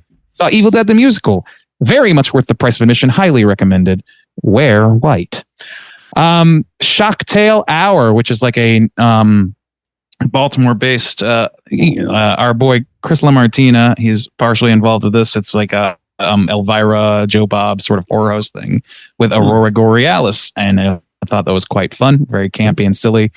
Oh my god, I rewatched Jack Stauber's Opal. It's still fucking terrifying. Watch the entirety of Midnight Club season 1. It's good. I was shocked to find out that it was a season 1 and not a limited series, and I was a little disappointed by that. VHS 99. I had a lot of fucking fun watching that one. It just hit me just right. I enjoyed it quite a bit. The Wretched I watched, which is just a strange film. I don't really know. I didn't hate it. I didn't love it. I'm still kind of not sure what I think of it. The Exorcist 3, Legion, still great. We're fine. Guillermo del Toro's Cabinet of Curiosities. I'm through about 6 episodes. I'm told the 7th is incredible. I've enjoyed almost all of them. I weirdly love the Rats one more than just about any of the others. It stands out to me for some reason. I love it. I watched the Simpsons Treehouse of Horror for this year. And it's the weirdest one yet because it's basically just straight retellings of horror movies. There's not even a lot of jokes. It's very unusual. That's weird. And last night I watched The Halloween Tree, which is a movie that we've talked about recently and which I enjoy. But man, they really abused that one soundbite of a kid saying, "Oh my gosh," because they said it like 37 times in that fucking movie. If you had been taking shots, you would be dead. That's it. I wanted to talk about so much more about each of those, but no time. Yeah. That's a lot of shit. Juice, what you been watching? I watched Mickey Mouse Lonesome Ghost, which was really cool because Disney Plus recommended it to me. I used to watch it as a kid, did not know it's from 1937. It's just a short cartoon, 7-9 minutes, something like that. But it's really fun for spooky season. I watched Hotel Transylvania Deuce, which I'd never seen the first one, but it was okay. It was pretty fun. I don't know if it's going to age particularly well, but for now, it was a pretty fun little animation. Something Wicked This Way Comes, I watched for spooky season. I watched Idle Hands. Those were kind of in preparation for Light and Shadow thing we did. Oh, we forgot to mention Light and Shadow and Housekeeping. The house was still dirty. I know. Let's mention it now. So we all did a special little segment for the Light and Shadow podcast Halloween special. Sorry, Nicole. Oh my God. We recorded it like 2 weeks ago. Yeah. Shouts out to our girl, Nicole. Shouts outs to Nicole, of course. Check that out. Even though it's after spooky season now. But yeah. Hocus Pocus Deuce. Finally watched that one. Yeah. It wasn't, I think Bob really set the stage for me to say like, oh, it wasn't as bad as Bob thought it was. But you know, it's not great either. It doesn't compare to the first one. Of course, didn't need to happen, but it wasn't like offensively bad or anything. Just like pretty standard for these crazy long like sequels that happen 30 years later. It's like, come on, what are we doing? Randy, that's a 5-star film. I watched Terrifier Deuce. Now this is interesting because this is like blowing up and I don't know if we're ever going to cover anything. I just feel like it's I feel like it's kind of similar to the first one, but done better. I think they did fix a lot of things in the first one, but it's still very much that same kind of flavor. And I think it suffers from a lot of the flaws of the first one. And I think it's very, very, very, very self-indulgent. And I think people are kind of like digging on it for some kind of cringe reasons. So Terrifier Deuce, it's okay, but don't believe the hype. Nightmare Before Christmas, now is the time to watch it. Spooky season's finished. We're heading into Christmas season. It is Christmas season, so now watch that film. And already watched Charlie Brown Christmas. We're in full swing Christmas mode. We are doing it. So, that's all I've been watching. Ooh, I believe she's a fancy flapjack.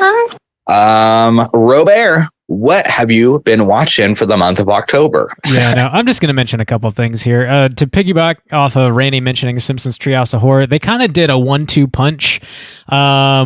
They did 2 episodes back to back that were all horror. One of them was just a straight retelling of the newer It movies. And dude, we put that thing on and just like didn't laugh once. Like you were saying, it's really just like a straight ahead retelling of these horror movies. The one I saw had a Babadook, right? And that there's was the 2 week episodes. After. Yeah, they did 2 separate episodes. Oh, I didn't know that. I guess I only saw the second one. I guess. So the first one that it's I don't know that they've done this before, but they might have. But it opens up and it's like Simpsons Treehouse of Horrors presents, and it was called Not It, and it just tells the whole story of the 2 movies. That does. I think, we did talk that was going to happen this year. I'd forgotten. And then, the Treehouse of Horrors proper, I think it's number 33. Kind of a similar thing. Like, I might have chuckled once or twice, but, like, it's just, like, straight ahead retellings, really. Like, there's just not many jokes, and the jokes that are there aren't really landing for me. The Westworld parody was, like, the most, like, it had the most original stuff happening. And it was not that, which, I mean. And, your girl Linda Belcher makes a little cameo at the end of that too. Yeah, she which does. was like, whatever. Barely. Was she her normal color? We were debating. Yeah. Are they gonna make her yellow? She also commented on how large their eyeballs were, which was maybe the funny part of it. Yeah. Okay. Those were okay. They're not particularly funny. They were not god awful. We'll cover it next year. Don't worry. We'll get to it. Oh, man. I also watched VHS 99, and I ended up recording a mini cast on that. That's going to drop a week from Friday. So keep your eyes peeled for that. I also have been working through Del Toro's Cabinet of Curiosities on Netflix. I am loving the shit out of that show, honestly. Like, it's fun, man. The quality is like so much higher than I had expected because it was like an anthology series. I just kind of, I don't know, maybe I'm just used to seeing like the VHSs of the world and stuff, and I kind of had that set in my mind. But like, damn, dude, like I gotta believe Del Toro brought along his like production assistant or like, because I mean, like the sets are like dressed to the nines, the costumes are like, he brought along his budget. Well, yeah. Well, I'm sure Netflix was just like, go fucking ham, dude. You got the name, so do what you want. Yeah. But there's 8 of them, and I've seen the first 7. I'm gonna try and watch the last one tonight. Anna Lily Amirpour's she does it the 4th episode, which was so far the standout for me. I fucking loved it. Really, and it's Christmas themed. Perfect time to throw it on. Okay. Blew my nuts clean off. Nice. Damn. That good, huh? I would love to talk to you about that because I did not feel quite that strongly by any means. Well, maybe temper your expectations, but for me, it fucking worked, man. It was not bad though. Don't get me wrong. Yeah, those are the main things I really wanted to touch on. Yeah, that'll do it. We got one more segment to get into, and that is, of course, our Hotline Screams. Here we go. Oh, yeah. Hotline Scream.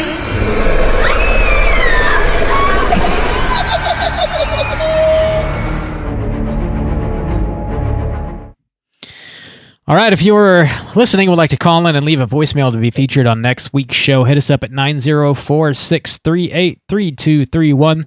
We got 2 voicemails this week. First up, we're going to hear from our friend the librarian. Let's hear what she has to say. What's up, fellas? Driving home from work, I figured I'd give you a call. Leave a voicemail. I've been continuing my deep dive of old episodes today. Well, this week, actually. I watched 31 for the first time last week, so I listened to that review. That's all I got to say about that. I listened to It Chapter 2 review today, and now you played that sound clip of Angel of the Morning, which I totally forgot was even in that movie. And now it's been stuck in my head and is probably going to be giving me serotonin for the next 3 to 5 business days. So thank you for that. I saw this really funny meme on Facebook yesterday that said, look, horror movies used to be about some gross alien or some fucked up kind of guy. And now it's about the 5 stages of grief chasing you through your $500,000 apartment. So that's my gripe with horror movies lately. Halloween Ends was terrible. I digress on that. I don't even want to go into it really. Fuck David Gordon Green. And I am judging him, not as a person, but as a filmmaker, because as soon as you get out there and start putting your own bullshit title and calling it your own, then that gives me and everybody the right to judge you as a filmmaker. But finally, after weeks of searching torrent websites like a crackhead, I finally got to watch Terrifier 2 last weekend. And let me tell you, art is here to save Halloween. Not Michael Myers, not David Gordon Green. Terrifier 2 is a little engine that could. Love to see little indie movies like that don't cost a lot to make, making waves and doing big things. It's been a busy, spooky season. Went to Netherworld in Atlanta 2 weekends ago. 10 out of 10 would recommend if you're in the Atlanta area or near the Atlanta area.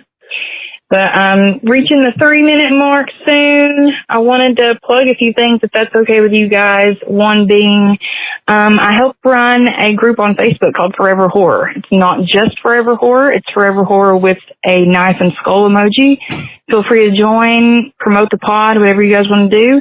I also make movie-themed candles and wax melts, and I've got a lot of good spooky ones for all the Halloween movies out. Anna's House of Wax on Facebook, Instagram, and TikTok. So thank you guys. Stay spooky and enjoy the last weekend of Halloween. All right. So that is my bad. My notes were fucking wrong. That's not the librarian. That's our girl, Anna. Yeah, I was about to say, like, that is not the librarian. My bad. Sorry for the confusion. Also, shouts outs to Anna P for joining the Slack channel this past week. I believe she joined up. Yes. Seems to be enjoying it very well. And yeah, check out her candles, actually. I was looking at that on Facebook. She's got some pretty cool shit. She's making some Christmas candles, and remember, too. if you... She got a Die Hard, please. Yeah, that's nice. Yeah, buy some. Please remember that next time you want to put the 5 stages of grief in your film, just remember what Lori said. Rip off your shirt and show grief, you fucking tits. I think next year she wants to make a special straight chilling smelling candle, not sure what that's going to smell like, but I'm sure it's going to be success. That's what that smell like. Success and soju. That's what it's going to smell like. smells like sticky soju on the floor the day after. Plum soju spilled. He's a little juice. Thanks for calling in, Anna, and thanks for joining our little Slack community. Very, very happy to have you on there. What else we got? Next up, I believe my notes are right here. Logan is what I have written down, so let's find out if that's right. Okay. All right, we're opening the pack here. Hey guys, what's up? It's Logan. I don't have any answers to any prompts because I don't know what y'all said. But it's Halloween, so I figured I'd call because on Christmas you call Grandma, on Halloween you call the Straight Chillin' Crew. So I just wanted to say happy holiday. I hope y'all are having a great time. Also, your mother sucks cocks in hell, and Bob has a daddy kink. Have a good night. Bye. Oh, she remembered. That's perfect. So sweet. I love it. I love it. She just talks about you call Grandma on Christmas, and oh, by the way, your mother sucks cocks in hell. Yeah. And that was that was great. I love that we are the person you call on Halloween. I love that idea. Let's try and remember that for next year and get 1 million phone calls. I'm sure we will. Oh, I'm sure we'll remember that. Who could resist? Tell the Straight Chillin' Boys what you want for Halloween. We'll make it happen. We'll deliver. No, we won't. We'll break into your houses and eat all your leftover candy and spill soju on the floor. It'll be great. That's not soju.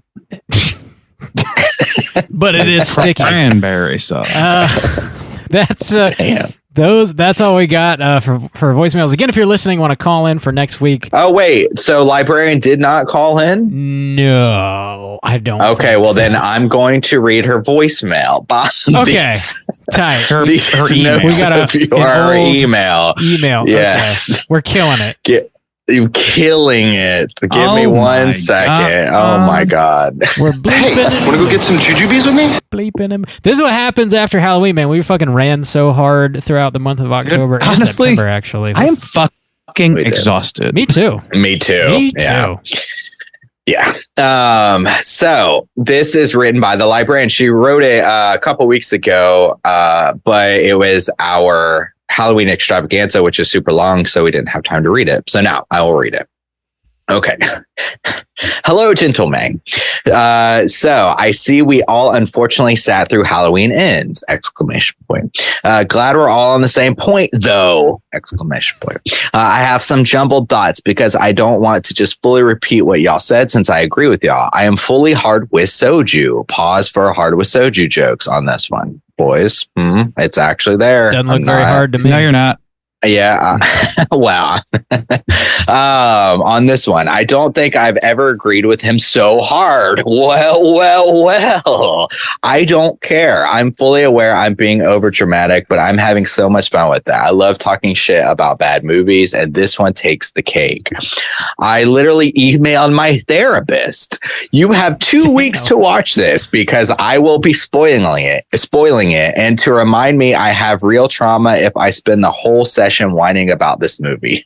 I'm still honestly debating if I hated this or Texas Chainsaw 2020 Deuce more.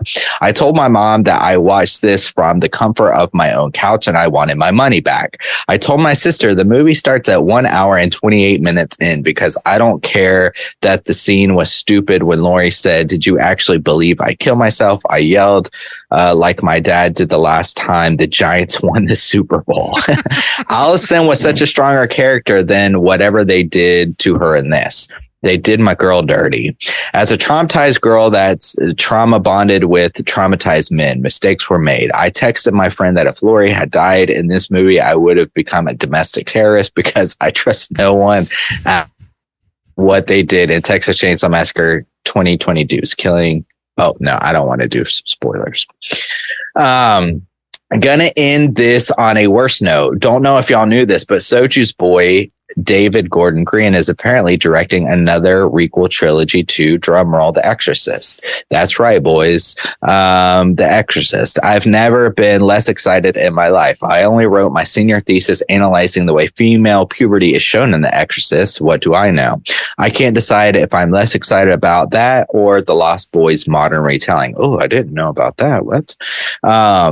This is incoherent, but I don't care. I'm sleepy. I hope I said something that made y'all laugh. I swear I'm sober. I love y'all. Have a good one. The librarian. P.S. I'm sorry I didn't make the Halloween party. I had a friend emergency. Everything's good now, though. Thanks for the hashtag hard with soju. I appreciate that. I'm sober. I swear. Okay. I promise. We have a whole sect of the Straight Chillin' crew that's specifically, hashtag hard with soju. So I appreciate all you guys coming out. Weirdly, there's a lot of therapists involved with that. It turns out. Maybe a red flag, if you ask me. No, it just means we're all mentally stable and taking care of ourselves. Sure. That's why you want to fist fight David Gordon Green outside of a 7-Eleven. I get it. Hey, fuck you. Hey, look at that asshole drinking chocolate milk. Oh God, it's David Gordon Green. DDP his ass. Get him. Oh, DDP his ass. I know wrestling. I know all about it. Motivational talk. Yeah. So the Exorcist thing is probably going to be bad. I really wish they would just stop making remakes and sequels and requels and anything else. Yeah, that trend needs to die out so we can bitch about something else. He could make a decent movie that's not related to anything else. I mean, or he could just be that. blackballed, blacklisted from Hollywood forever, and just die in obscurity later on in his long, full life. Die in a sewer. Yes. hole. Mental stability is what's on display here, everyone. After he lives a long, full life, he will just be forgotten and faded away. Well, thanks for writing the email, librarian. That was actually from the librarian, so that's tight. We got that one right. Again, call in next week for voicemails. You can hit us up at 904. She's like, I didn't leave a message. 904-638-3231. Do you guys have any prompts you want to throw out there for next week? I want to hear about everybody's Halloween, personally. How did it go? Yeah. Sure. Halloween stars. We saw some sweet Halloween costumes on best Slack. costumes. That's what I want to hear. Yeah. Best costume, Holy especially shit. if it's a kid costume. I like a good. There was a kid that came to our door. I did not get to see him. Becky told me that he thanked us for the candy by tipping his cap, which was attached to his head, and it came completely off. And the head came off? Nice. It was great. Nice. His head came off. That's cool as Fucking great. shit. I love it. Oh my God. Badass. Yeah, tell us about your costumes or parties or cool trick-or-treaters or what you did. How'd it go? We want to know. That's going to do it for us this week at Straight Chilling. We'll be back next week with a brand new show. As always, we're talking about another Patreon pick. This one was chosen by your boy Nate S. The movie is 1986's Chopping Mall. Oh, shit. Whoa. Which is Here we go. Kind of an appropriate movie to talk about in November. Black Friday and all that shit. Check out Chopping Mall. Get ready for next week's show. Until then, please rate, review, and subscribe to us on iTunes. You can follow us on Twitter at STR8_chilling or on Instagram at Straight Chilling Podcast.